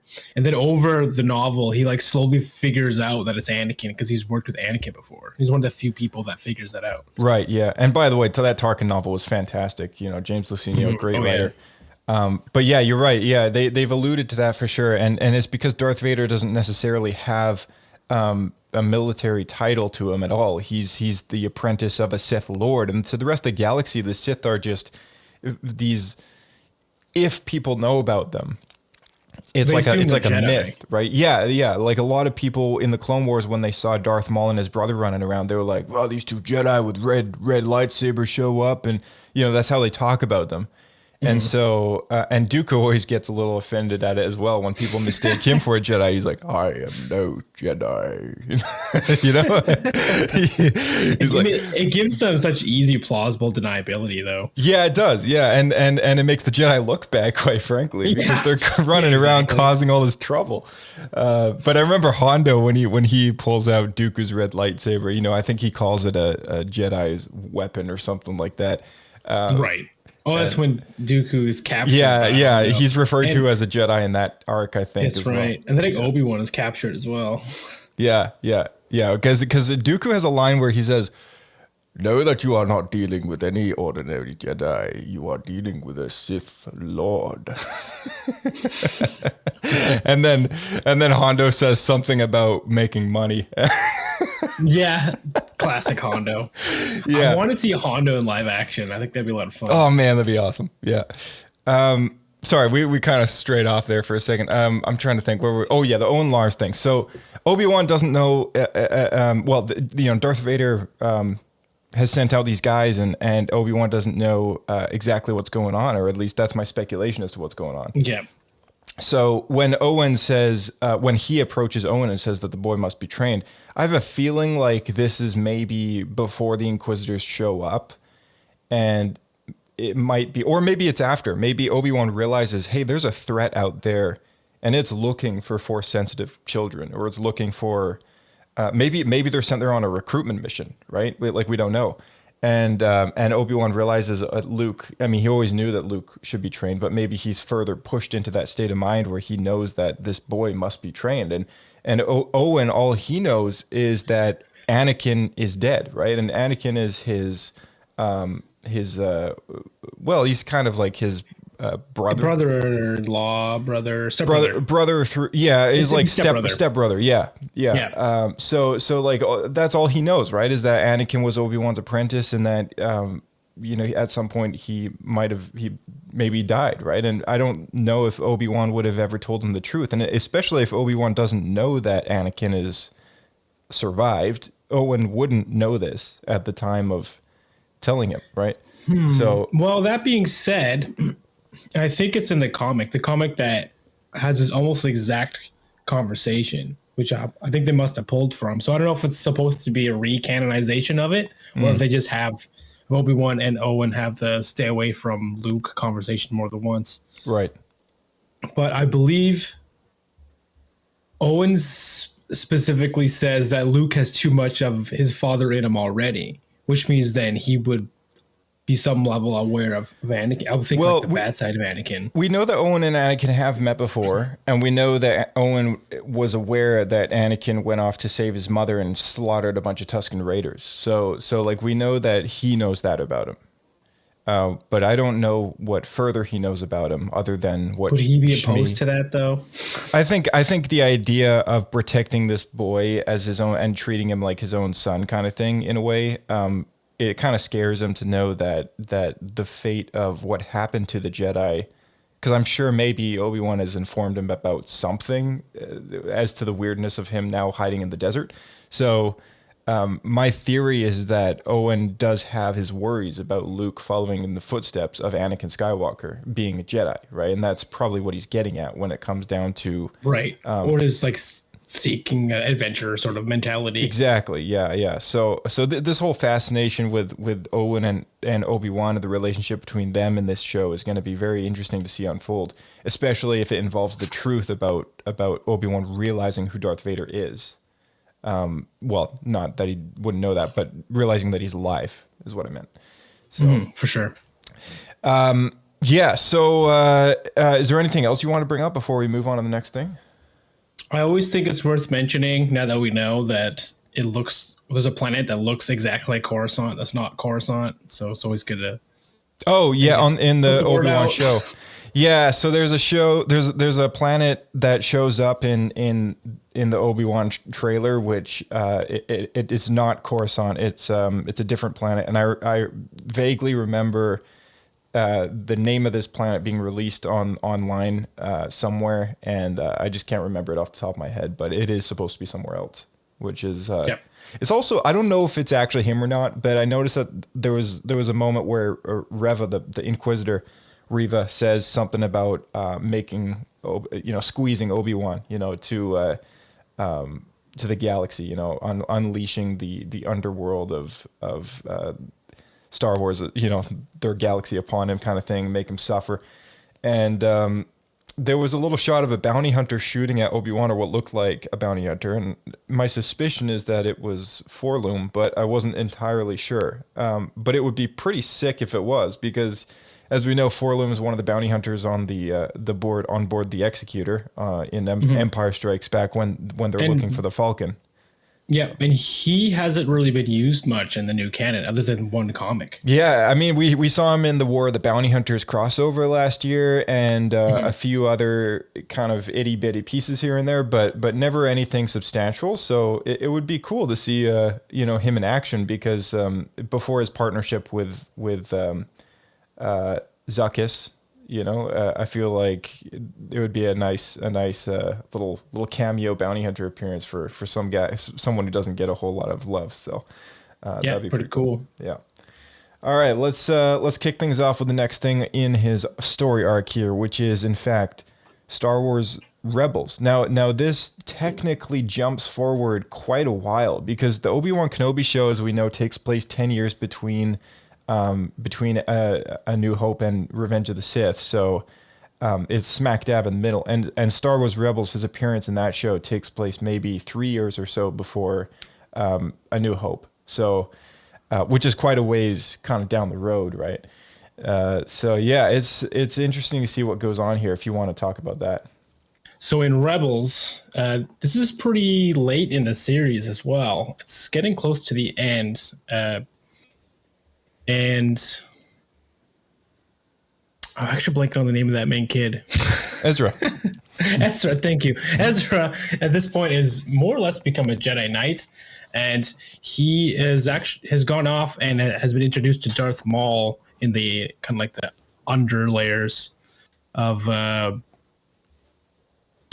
what was it? It's like Malachor. Malachor, thank you. Yeah, the planet where they have the Force bomb. Yeah, Malachor 4 or 7 or whatever. Yes, yeah. And so throughout that arc, Maul and Ezra start to develop a relationship, a master-apprentice relationship, and Maul starts actually referring to Ezra as his apprentice. Yeah, which is kind of fun. And so through that relationship, they find the Sith holocron on Malachor, and later Maul shows a little farther down the series, shows up, and because he's aware of the Jedi holocron that Kanan Jarrus has been hiding on the Ghost. And what they do is Maul, he knows that you can combine the two, the Sith and the Jedi holocron, and it'll actually give you a vision, which is something that I believe was new to canon. I've never heard of that before. Yeah. But the Sith holocron has to be opened by a dark side user, and the Jedi holocron has to be opened by a light side user. So Maul manipulates Ezra, or convinces him that he needs to know this information, right? Because it's Ezra wants information to help the rebellion, but Maul wants a purpose, because he's lost all purpose at this point in his storyline. Mm-hmm. And they're both given a vision, and they see bits and pieces of the same thing. And one of the things they see is a planet with 2 suns. And then Maul goes off on this crazy rant about he's alive. Yeah, that's right. Yeah, and we don't see him for a while. It's you very quickly realize that Maul, even at this point, years later, after the Clone Wars and the Jedi Purge and everything, he realizes that Obi-Wan is still alive. And it turns out, like, to us as viewers, it's like, dude, you're still looking for the guy? Like, you still want revenge all these years later? Like, he just would not let it go. And I mean, I know we did a What Happened episode on Darth Maul, so it kind of goes back to conversations we've had in that one as well. But yeah, it's a really fascinating, eye-opening moment where the excitement in his eyes to know that he gets to kill Obi-Wan Kenobi is like... Is that crazy? Like, I did not see that twist coming at all. Yeah, no, me neither. I was like, I thought at this point he would have moved past that, but I guess not. Exactly. He's got nothing left, and that's the best part about that character too, is like... And it's funny too, because Ezra is trying to look for a way to defeat the Empire, and he also sees a vision of Tatooine, but it's because of Luke, is the future to overthrow the Empire. So there's an episode. So it's actually season 3, episode 20, and it's called Twin Sons of Star Wars Rebels. And for anyone who hasn't seen Star Wars Rebels in its entirety, it's worth just watching that one episode. It's worth just. It's so good. It's so good. And there's actually a bit of dialogue that I want to play right here. So let's take a listen.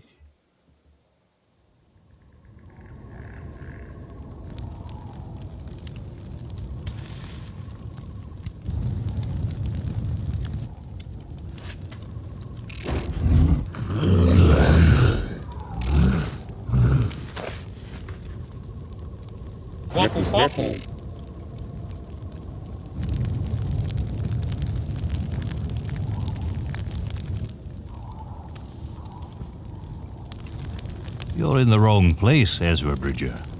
Master? Master Kenobi? I am, and when you have your strength, I will help you on your way. On my way? No, I came here to find you. To warn you. About Maul? Yes! You know? One doesn't survive as long as I have by being foolish or unprepared. Maul is an old adversary, and a persistent one at that. We can fight him together. I had no intention of fighting him, though that seems inevitable now. You don't understand.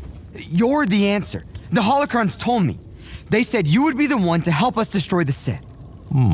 That's the first I've heard of it. The rebellion needs you. We need you to defeat the Empire.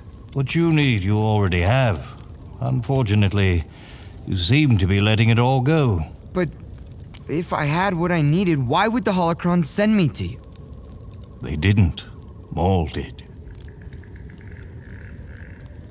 Maul used your desire to do good to deceive you, and in doing so he has altered the course of many things. He knows your fears, your heart, and he manipulated the truth, which has led you here, where you should never have been.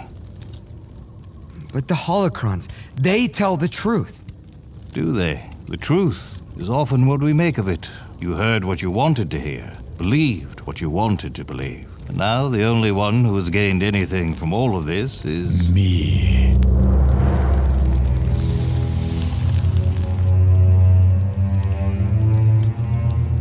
You must go now. I led him to you. Let me make it right. That is not your responsibility. I will mend this old wound. Ride north. That is your way out. Your way home.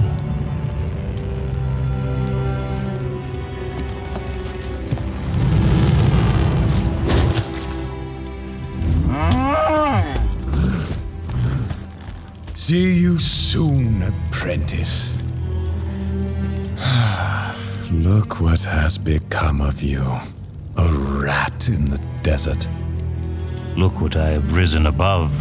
I have come to kill you, but perhaps it's worse to leave you here, festering in your squalor. If you define yourself by your power to take life, your desire to dominate, to possess, then you have nothing. And what do you have?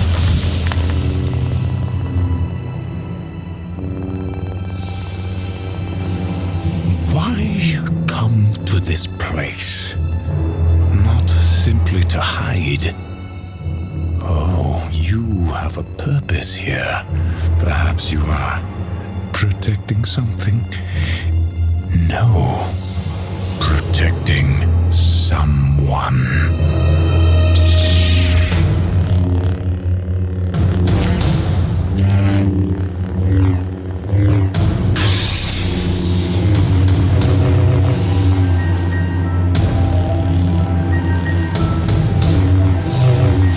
I love the standoff that they have. It's like so drawn out and... Yeah, it's more done like Old West where you see a lot of pre-action. Yeah. Obi-Wan changes stances. Yeah. Takes Qui-Gon's stance.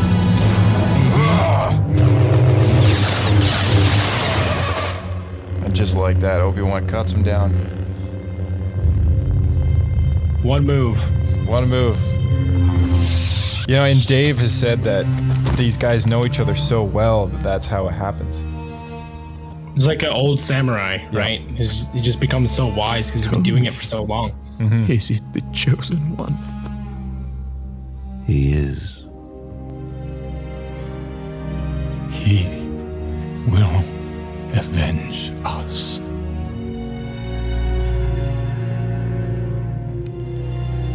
It's a very it's surprisingly touching moment, like when Maul dies in his arms, because these are two guys that have been fighting for years, right? And this is a man who killed Obi-Wan's master, and must be close to 40 years, maybe longer. Yeah, no, I think it's 40 because Obi-Wan would have been around 18 to 20 when they first dueled.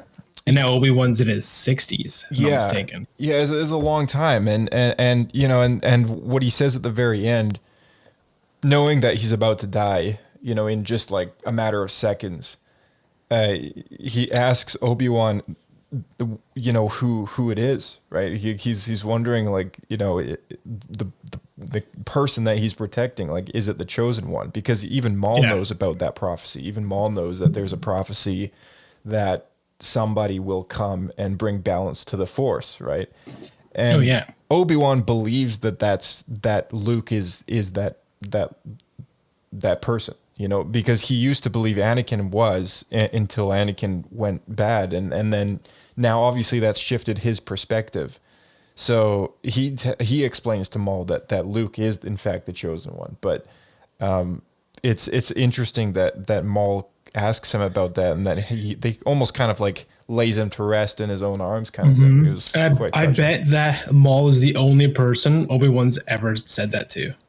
Yeah, I would. 20 years in the desert, and yes, he tells one person. It's his arch nemesis. Yeah, almost like they greet each other like old friends, and it kind of reminds me of that tale of the three brothers from the Deathly Hallows, and how the third brother greets death as an old friend. Like even though death is kind of widely known in many respects as a general sense of the enemy, right? In that short story, he's just come to his time, and he greets death as an old friend, right? Even though they're adversaries. It's an interesting little piece of how it was written, and I always think of that short story when I see this moment in Star Wars Rebels. So yeah, it's great. You know, it's cool to see that kind of symmetry, and as the years have gone by, I've quickly adjusted to. Well, I guess I should say slowly, since that episode came out quite a while ago now. But at first I was like, dang, that's it? It was like, I know. Super I short. thought Obi-Wan was going to show up and like help the rebellion briefly or something. Yeah. But even the lightsaber duel, I mean, it was so short. That too. And it was like 3 hits and boom, like he just knew how to best Maul, because he's been fighting him for so long. And you know, the last time that they fought was on Mandalore, when Obi-Wan witnessed Satine's death, pretty much. I think that was the last time that they were in front of each other's, you know, once again, Maul in a vengeful state, causing Obi-Wan some pain. And just a really great moment there. No, so true. And it's funny how Obi-Wan, he knows Maul's fighting style so well that he knows he can goad Maul into striking him a specific way by taking Qui-Gon's stance. Mm-hmm. Yeah, because Maul bested Qui-Gon in a specific way after, you know, Qui-Gon takes that stance, right? I don't know if that has anything to do with the style of how they're going to fight with their lightsaber or what, but it's interesting to see that when Maul kind of goes to kill Obi-Wan, he almost tries to just get things over with and start off with the move that he killed Qui-Gon with, but Obi-Wan saw it all happen, and he's been dwelling over that for years, just as Maul has been dwelling over the fact that I want to kill Obi-Wan because he sliced off my legs. Right. And so, that's why the whole thing it comes to a close really quickly, because they just know each other's fighting styles so well. So, really, it was such cool stuff. And there's so much thought put into that whole scene. It's just so well done. Because full props to Dave Filoni. He just nails it. Yeah, absolutely nails it. Yeah, for there's sure. So much depth, so many Easter eggs. Yeah, totally. It's amazing. So that's most of the extent of his appearance in Star Wars Rebels. I don't believe he has too many other moments. It might actually be the only episode he's in. But if I'm not mistaken. I think that's the only time he ever shows up. It's just that one time. Right. So that kicks us off into the next thing, which is the Obi-Wan Kenobi comic book series that we have just had one issue of, which there's going to be one that comes out every single month for the next 4 months. And the 5 of them will be eventually compiled into a trade paperback. But it's from Marvel Comics, and it's just called Obi-Wan Kenobi. The first issue, from what we know so far, is he sits down to start writing a journal. Which is a journal that he will eventually complete in its entirety and leave for Luke Skywalker. And he starts off with a story from his younglinghood, which is an adventure in his youth. And he tries to aid a friend, and the friend's name is Garen Rand. And Garen Rand tries to escape Offworld, who's also a Jedi youngling, by the way. He tries to escape Offworld and ditch the Order. And that's pretty much the extent of the first issue. So it's a very, very quick-paced thing. And I think overall, the 4 or 5 part miniseries is going to eventually give us a complete picture of perhaps a greater story and kind of a moral of the story sort of moment, maybe by the last issue, because obviously these miniseries are very quick. So it'll be interesting to see what happens there. But, you know, it's worth mentioning that there will be a chapter going forward that takes place in Obi-Wan's youth in the form of this miniseries comic book, which is old Ben reflecting on his childhood before he finishes this journal. So that is something that is kind of funny is that the friend of Obi-Wan in this comic, she is trying to leave the Order to save her father, and Obi-Wan seems like it's his best friend, and he's willing to go along with her. So it's I don't think it was ever his intention to leave the Order, but if he did succeed in going with her, he would have. So it's funny how this is starting to become a reoccurring theme. Yeah, it is. Three times where Obi-Wan has almost left the Jedi Order. Yeah. You know, it's just it's not in the cards for him, I guess. Try as he might. How about you kick us off into A New Hope, because that's the next time we see him is. Yeah, I'm sure everyone knows this all too well, so we'll just breeze through it here real quick. So after being approached by R2-D2 and C-3PO to help returning the Death Star plans to the Rebel Alliance, Obi-Wan decides it's time for he and Luke to leave Tatooine at long last, 20 years later. Obi-Wan tells Luke about his father and how he and his father fought in the Clone Wars. The two make their way to Mos Eisley, where they find passage with a smuggler duo known as Han Solo and Chewbacca aboard the Millennium Falcon. Obi-Wan is finally able to start training Luke when it's cut short upon their capture onto the Death Star. Obi-Wan successfully deactivates the tractor beam, but is confronted with his old apprentice, Anakin Skywalker, now known as Darth Vader, before he could make his escape. The two duel, and Obi-Wan commits his physical form to the Force, allowing the rest of the party to escape.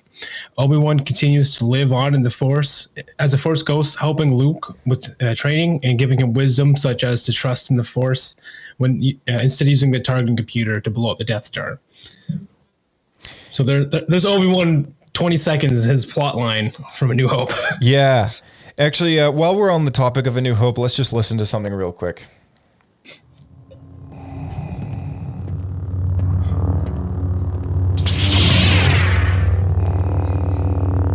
I've been waiting for you, Obi-Wan. We meet again at last. The circle is now complete. When I left you, I was but the learner. Now I am the master. Only a master of evil, Darth.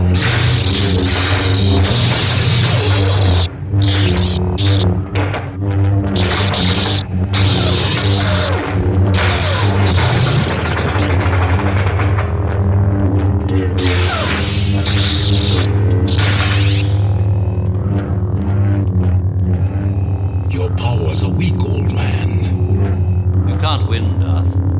If you strike me down, I shall become more powerful than you can possibly imagine. So that's pretty much all the dialogue we get from the two of them in episode 4, which is really not a lot because no. And we always thought, as fans, that I mean, obviously George had a plan. George fulfilled his plan, all that stuff. He's passed the story on to new storytellers. I always thought that the expectation of those new storytellers with Lucasfilm going forward would never ever touch that story, right? I don't. Yeah, I feel like it's one of the linchpins that is the foundation of Star Wars. Yeah, I never thought that it would ever be tampered with, in the sense that they start adding meaning to some of the more established things already in the existing George Lucas movies. One of them being the line in which we all believe to be a reference to Episode 3.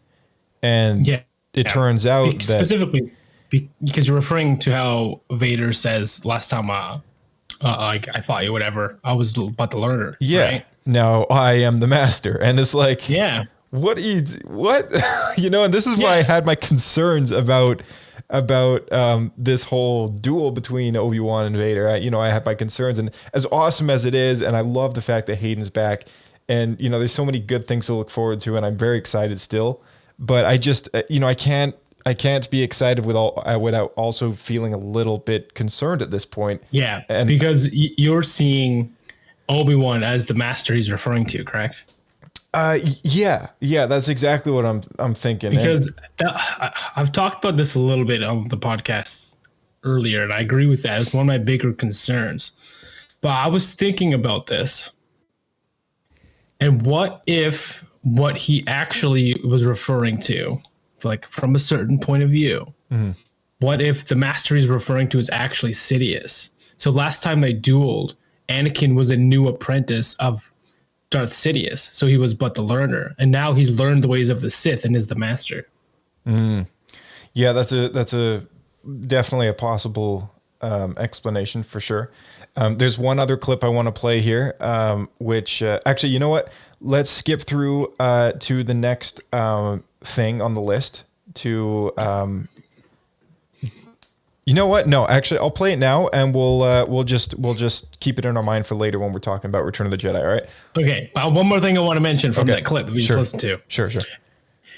One thing that's already changed is that Obi-Wan keeps referring to Darth Vader as Darth. Because when the script was written, his name was Darth Vader. Darth was his first name. Yeah, and then that became since then it's been changed to a title. Yeah, and so I believe the canon part that they've tried to wrap it with is Obi-Wan is mocking him for becoming a Sith Lord. Yeah, for sure. Yeah, it's because originally it was his name. And we do know that it's in character for Obi-Wan to be comedic at times, for sure. Like we've seen him be very dryingly jokeful in a lot of moments through Clone Wars, through the movies. It's just become a part of his demeanor, I guess, when he begins to speak. But let's take a look at this other audio clip, and I want to hear what you have to say about this as well. This is from Return of the Jedi. Rebel that surrendered to us. Although he denies it, I believe there may be more of them, and I request permission to conduct a further search of the area. He was armed only with this. Good work, Commander. Leave us. Conduct your search and bring his companions to me. Yes, my lord. The Emperor has been expecting you. I know, Father. So, you have accepted the truth. I've accepted the truth that you were once Anakin Skywalker, my father. That name no longer has any meaning for me. It is the name of your true self you've only forgotten. I know there is good in you. The Emperor hasn't driven it from you fully. That was why you couldn't destroy me. That's why you won't bring me to your Emperor now.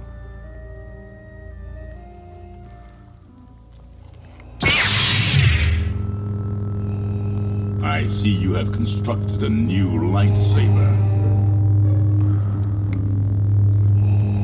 Your skills are complete.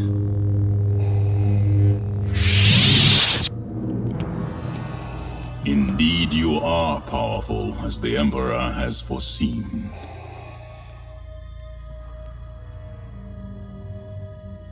Come with me. Obi-Wan once thought as you do.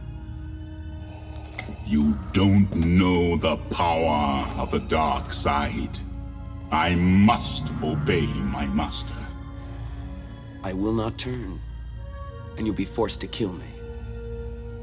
If that is your destiny. Search your feelings, Father. You can't do this. I feel the conflict within you. Let go of your hate.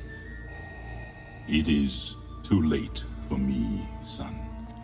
I think it's really interesting that when Luke kind of confronts him about coming with him, Anakin really kind of has this moment where he says, Obi-Wan once thought as you do. And Right. This has been something that has come up recently. I've noticed a lot of people have been talking about that moment. And I don't... The thing is like some online articles have approached it like a plot hole where I never really saw it that way.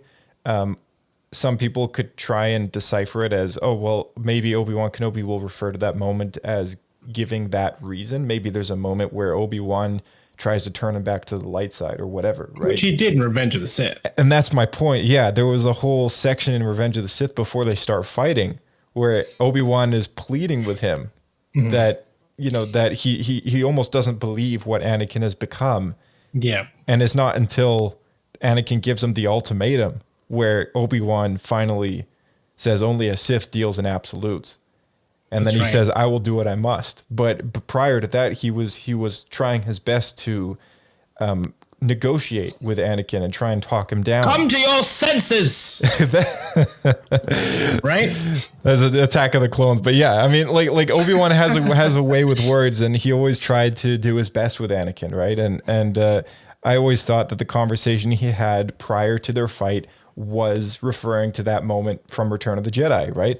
But you know, I guess we'll see what will unfold. I guess we'll see what Obi-Wan Kenobi brings us and maybe tries to make itself fit in somewhere. I'm sure we're all going to love it regardless. That's true. Yep. Let's move on to the Journals of Obi-Wan Kenobi. You want to kick us off with that? Sure thing. So this was another comic that came out. This is an older one, older comic, because I realized I had read this years ago. So this came out, I think, near the time of Force Awakens. It was a long time ago. Yeah, about 2015, 2016, something around there. Yeah. Yeah, so it's around that area. And so I believe this is the journal that we actually see him writing in the new comics. And it is a journal that Luke actually finds in his hut and is trying to go through and try to figure out and learn as much as he can about the Force, because at this point, Obi-Wan has already committed himself to the Force, is a Force ghost. So Luke finds a journal left behind, the recounts of Obi-Wan's adventures in the desert, and read by Luke Skywalker. Many surprising details about the not so hermit Ben Kenobi are revealed. Obi-Wan spent many years staying out of trouble on Tatooine, but during a major drought on Tatooine, Obi-Wan is forced to intervene and save Luke, who tries to stop some thugs, as the thugs are going they're going after the farm. Yeah, they're going after the water, right? The moisture. Yeah, they're stealing everyone's water and claiming it as a tax for Jabba. And it's funny because the rumor on Tatooine is that Jabba is stealing all this water so he can take baths all day because it's so hot out. And Obi-Wan points out how he knew that can't be true because he's met Jabba, and Jabba's never taken a bath in his life. Yeah. Again, Obi-Wan making jokes, you know. So cheesy, yeah. The thugs are unable to identify the assailant, so Jabba sets out a bounty to find out who it was and bring them to justice. Luke crashes his Skyhopper, and Obi-Wan goes against Owen's wishes and finds parts for Luke to repair his ship. Owen confronts Obi-Wan and asks him to not have anything to do with the boy, that he is nothing but trouble and should stay away. So this is something that we brought up earlier, which is really interesting because it seems like it's going to be directly applicable to what happens in the show. Because there's it's a very similar conversation that we see Owen Lars having with Obi-Wan in the trailer. Yeah. I feel like the events that transpire in this journal, you know, they could be bringing those moments to screen somehow prior to what the Inquisitors showing up.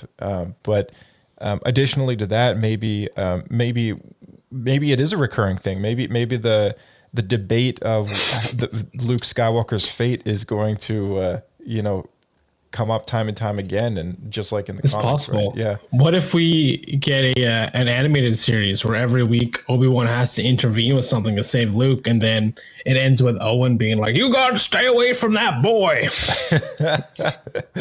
like a Rick and Morty kind of thing. Yeah. Just every week is just repeating You itself. hanging out with old Ben again? Like, yeah, we get to do some fun stuff. Oh my gosh. So a bounty hunter actually figures it out, and it's none other than Black Chrysanthemum, which is the bounty hunter, the Wookiee bounty hunter with the shoulder pads that we see show up in the Boba Fett series. Right. So this is originally where that character is from. So I always thought that was pretty cool. How they pulled Black Chrysanthemum from this comic series and put him in live action.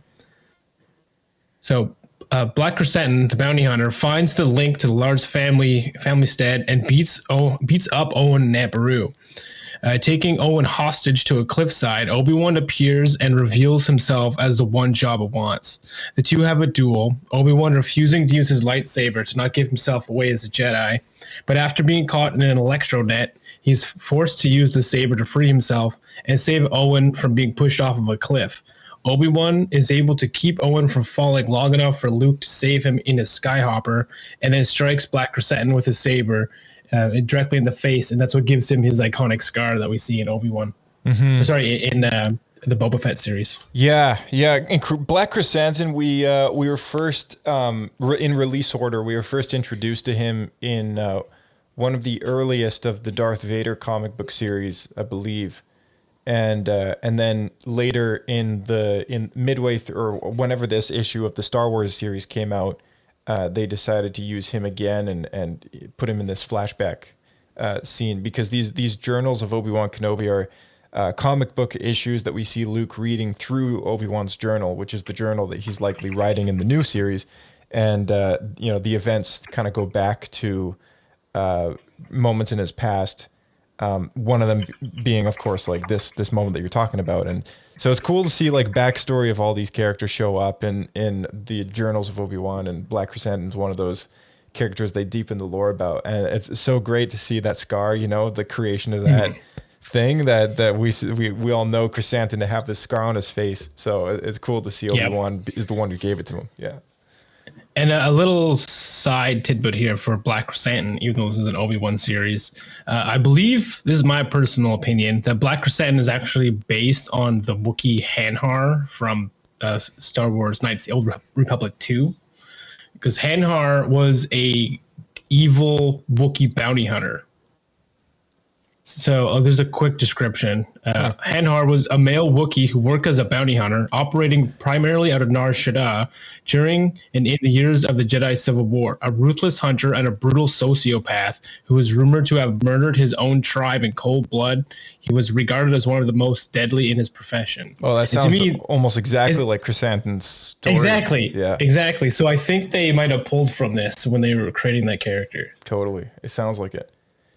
So the Journals of Obi-Wan Kenobi is really this interesting chapter because we know that all of these things happened between episode 3 and 4, the events in the journal, and we know that this is a journal Luke finds after the events of episode 4, but before the events of episode 5. So that's kind of why we're slotting it here in particular, because it's kind of in the context of the story. It's in reference to Luke reading the journal. So.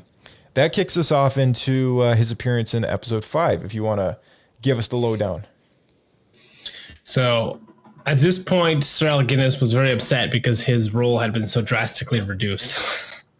So in Empire Strikes Back, Obi-Wan appears to Luke as a Force ghost after his fight with the Wampa, and gives him direction to the Dagobah system, telling him that there he will find the Jedi Master Yoda, the Jedi that trained him. After Luke gets to Dagobah and finds Yoda, Yoda decides not to train him, thinking that he is too old and too impatient to be trained as a Jedi. But Obi-Wan intervenes, and they convince Yoda to train him, reminding Yoda that he himself was no different at his age, and Luke admitting that he's already learned so much. Then later on, mid-training, Luke leaves to save his friends, and Yoda and Obi-Wan exchange a brief conversation hinting that there's another Skywalker that can defeat the Empire. Yeah, so it's interesting that there's two things. Actually, you know what? There's just one thing I want to mention there. So what do you think of the relationship between Obi-Wan and Yoda? Because in the original trilogy, when Obi-Wan says that Yoda was the Jedi Master who instructed him, you know, we talk so much about Qui-Gon and his apprenticeship to Qui-Gon. But really, I mean, Yoda is kind of like the Jedi Master who instructs almost every Jedi when they're at the youngling stage. I feel like that was specifically put in there to try to get around and not make Obi-Wan a liar. It's funny. We should probably play it. I think it's a video, but it points out all the times that Obi-Wan has said something and then canon has changed to make him a liar. Yeah, exactly. That's why he says from a certain point of view. Yeah, it's quite funny. There's like a montage of all that stuff. Yeah. I think the video is just called Obi-Wan's a liar or something like that. If anyone listening wants to check it out, it's pretty funny. Yeah, it's quite good. I think for the most part, that wasn't intentional. It's just that stuff has changed over time as more stuff has been added. Yeah, well, George's story expanded, right? So yeah, once he fleshed out, is a central character that like bridges all the stories. So a lot of stuff that he says is, I guess, on the cutting room floor in regards to that. From a certain point of view. That's right. But yeah, I mean, like, so later in the prequels, I guess it was kind of cool that George made it established that Yoda did in fact have some initial training with all the younglings, which, you know, really that phase of being a Jedi builds the foundation to being a Jedi. So realistically, I mean, when Obi-Wan says he's the Jedi Master that instructed me, it kind of makes sense because Luke is really just kind of, you know, he's not a Jedi yet. He doesn't even know how to lift a rock, right? Like you're not a Jedi yet. Yeah, like in the New Hope, there is no, like, aside from Obi-Wan, there is no Jedi in A New Hope. Like that's the only Jedi in that movie, and it's not until Return of the Jedi that really establishes Luke as a Jedi. And in Empire Strikes Back, the time frame of that movie, it's still vague as to how long that movie takes place over X amount of time, but. He gets instructed by Yoda to learn the basics of the Force, to do what he has to do to fight Vader later. Of course, he's going to lose, but I think when Obi-Wan does refer to Yoda as the Jedi Master who instructed him, I think he's referring to his younger years as a Jedi youngling. And the reason why I bring that up is because the Obi-Wan Kenobi issue #1 comic book, which is the first chapter in his journal, at the very end of that, it is Yoda who's the one who's punishing him for nearly running off with his friend. So that's the only reason why I bring that up, because it's kind of more rooting the truth in the matter that Yoda still had a very big influence on his life. Yeah, it makes sense. Because if you think as a kid, you're being trained by this specific Jedi, you're going to think to them as your teacher, right? Not just the teacher who just teaches everybody, so it's very generic. It's gonna feel personal still. Yeah. It's almost like referring back to like a grade 7 teacher of yours. He's like, that's the Jedi, that's the teacher that instructed me. But realistically, it's like, how many teachers have you had again? Yeah, exactly. So, because I know that was something that was really thrown off when Phantom Menace came out. Yeah, we were upset by that. Yeah, exactly. Yeah, you know, typical, right? All right, so let's kick things off into Return of the Jedi. Go ahead. Yeah, so from there, Obi-Wan continues to just have very small appearances and as a Force ghost. So Luke returns to Dagobah after the passing of Yoda. Obi-Wan appears and Luke confronts him about his father, Darth Vader. Obi-Wan explains what happened and why he told Luke what he had earlier. Obi-Wan confirms about Luke's twin sister Leia. And then we don't see him again until the Force ghosts all appear during the celebration at the very end with the Ewoks. Right. And that's the established moment where young, you know, reincarnated Force Ghost Anakin comes back in the form of Hayden Christensen and stands next to Force Ghost Yoda and old Ben, Obi-Wan Kenobi. So I almost feel like it's a bit of a shame. Like Obi-Wan has such a very small part in this film. He does, yeah. And you know, it's really a story about the relationship between Luke and Anakin going forward after A New Hope. But yeah, it is. It's interesting to see how Obi-Wan's influence was definitely a big part of Luke's life, and I feel like the journals of Obi-Wan Kenobi kind of further root that lasting relationship that he's had with the boy, you know, going back as far as protecting him ever since he was a child, right? So, you know, if you look at old Luke Skywalker and the thing he does when he thinks he's failed is quite reminiscent of what Obi-Wan has done as well. You know, like Right. Luke goes off to an island and retreats from everything and tries to get away from it all and cuts himself off from the Force and all that stuff. Very similar to what the Jedi would have done after Order 66, right? True. It's also pretty funny because he got that from Obi-Wan, and Obi-Wan picked up all the bad habits of Qui-Gon and gets called out for that as well. Right? So maybe it's just a thing. He spends so much time with someone.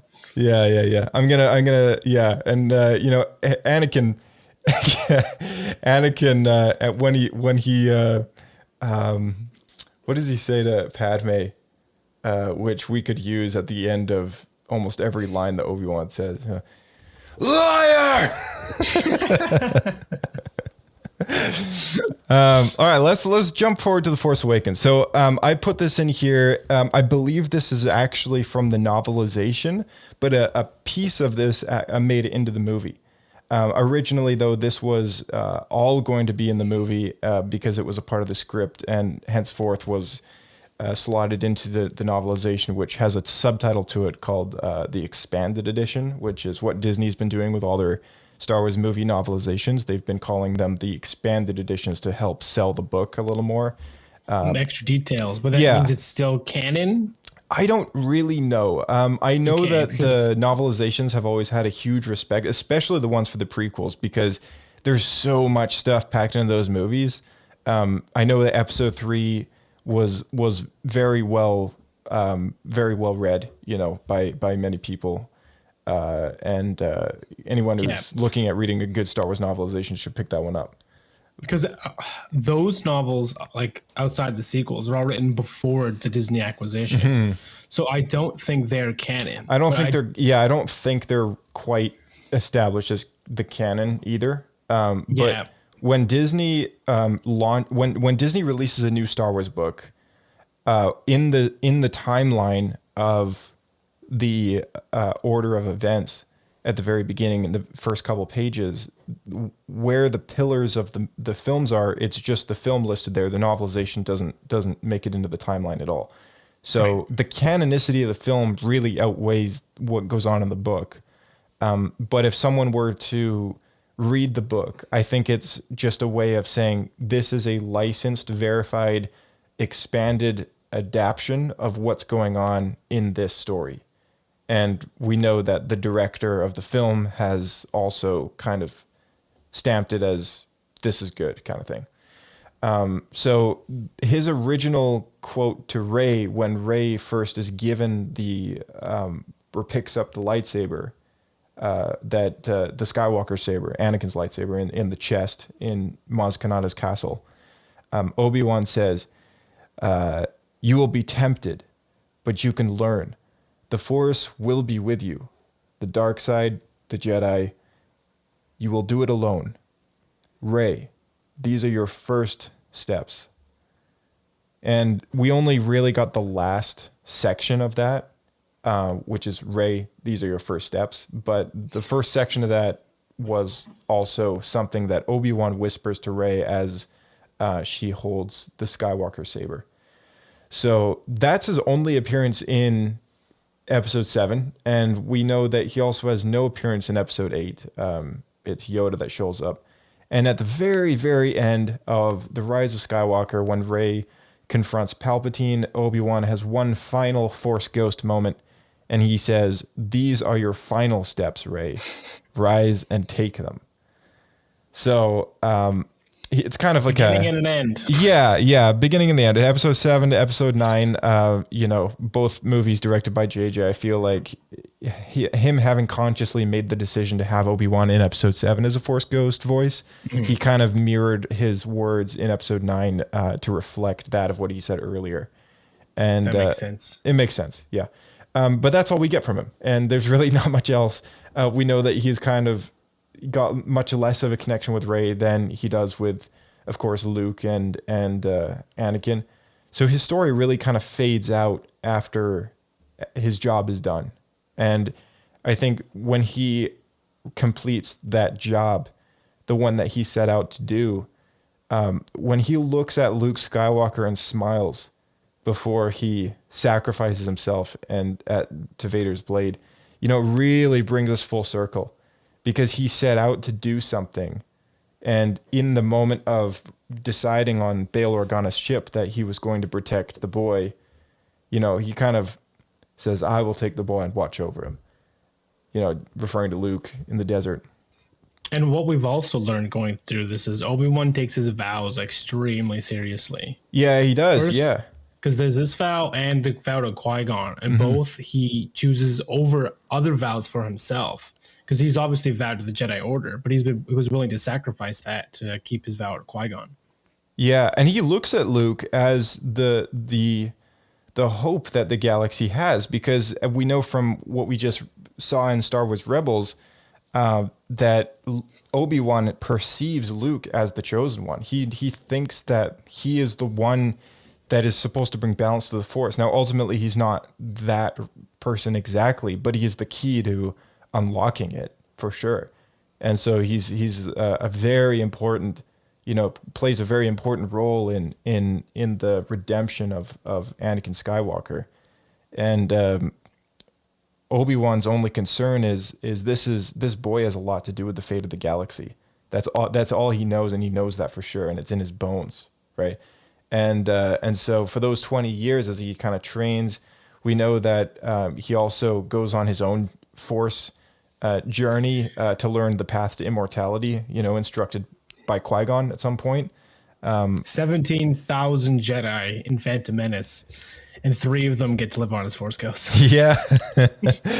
But it'll be very, very interesting to see what happens in that show. And, to kind of just go back to that moment in New Hope, like when he looks at Luke and smiles, like he knows in that moment that his journey is done. And like he does what he does there because he's content and he's happy. And, he's finally realized this is what I was supposed to do, like the entire time. This is what it's been leading up to. And it's okay if I'm not around after this. And I can serve Luke. Just started training Luke. Yeah. And then he realizes, though, I can serve the Force and Luke better if I move on to the next phase of my journey, kind of thing. I think that's what he knows, right? And technically, he robs Vader of his vengeance. Yeah, he kind of does, doesn't he? he just evaporates out so that Vader doesn't get the satisfaction. Yeah. And that is Obi-Wan Kenobi in a nutshell. I mean, what happened with Obi-Wan Kenobi? That covers the main chapters. I'm also going to short story of shows up just a couple of times. Just a quick episode here. Yeah. I know that we do have. I know we mentioned the Brotherhood book earlier, which is the beginning of the Clone Wars one. But there's one that I didn't mention, which it's not out yet. But there's a book that will come out soon. It's called Padawan, and it's written by Kirsten White, and it will release on July 26th, 2022. And it's an upcoming young adult novel, and will be published by Disney Lucasfilm Press. It'll focus on young Padawan Obi-Wan Kenobi and his master Qui-Gon Jinn. So I don't know if this takes place before or after the Master and Apprentice novel, which is I was just thinking that item that we started off on the list here. Yeah. But it does roughly place it in a timeline of 42 BBY. So that's 42 years before Battle of Yavin. And Master and Apprentice, I think was, let me just double check. That's 32 BBY. So maybe this one is well, 40 to 32 BBY technically. So it's kind of like neck and neck with when that novel rubs up against the other kind of thing. Oh, interesting. So, yeah. So anyone looking into the youth of Obi-Wan can look for that book dropping in July. And that's Obi-Wan, everybody. That's Obi-Wan. So looking forward to the show, which is right around the corner. I know we're going to be releasing as many after shows and reviews as possible. And with Celebration around the corner as well, we got a lot to look forward to, as well as some announcements coming out. Busy month. Busy month.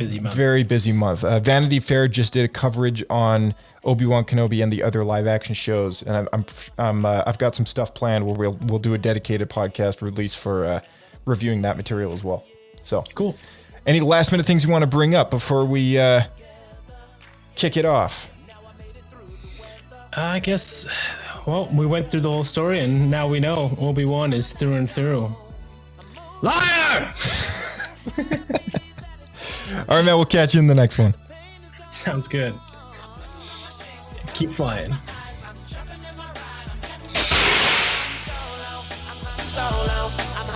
All right, guys, thank you so much for tuning into the show. And, we always love to see those reviews come in, dropping those 5 stars. That helps us out a lot. If you can share this show with a friend, tell them Star Wars Escape Pod is their Star Wars podcast of the week.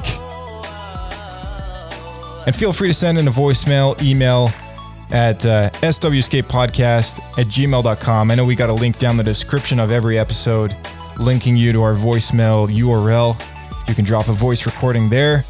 Our Twitter and Instagram are at swescapepodcast, and you can get daily Star Wars updates on Star Wars news and various other things through those, as well as notifications for new podcast episode releases.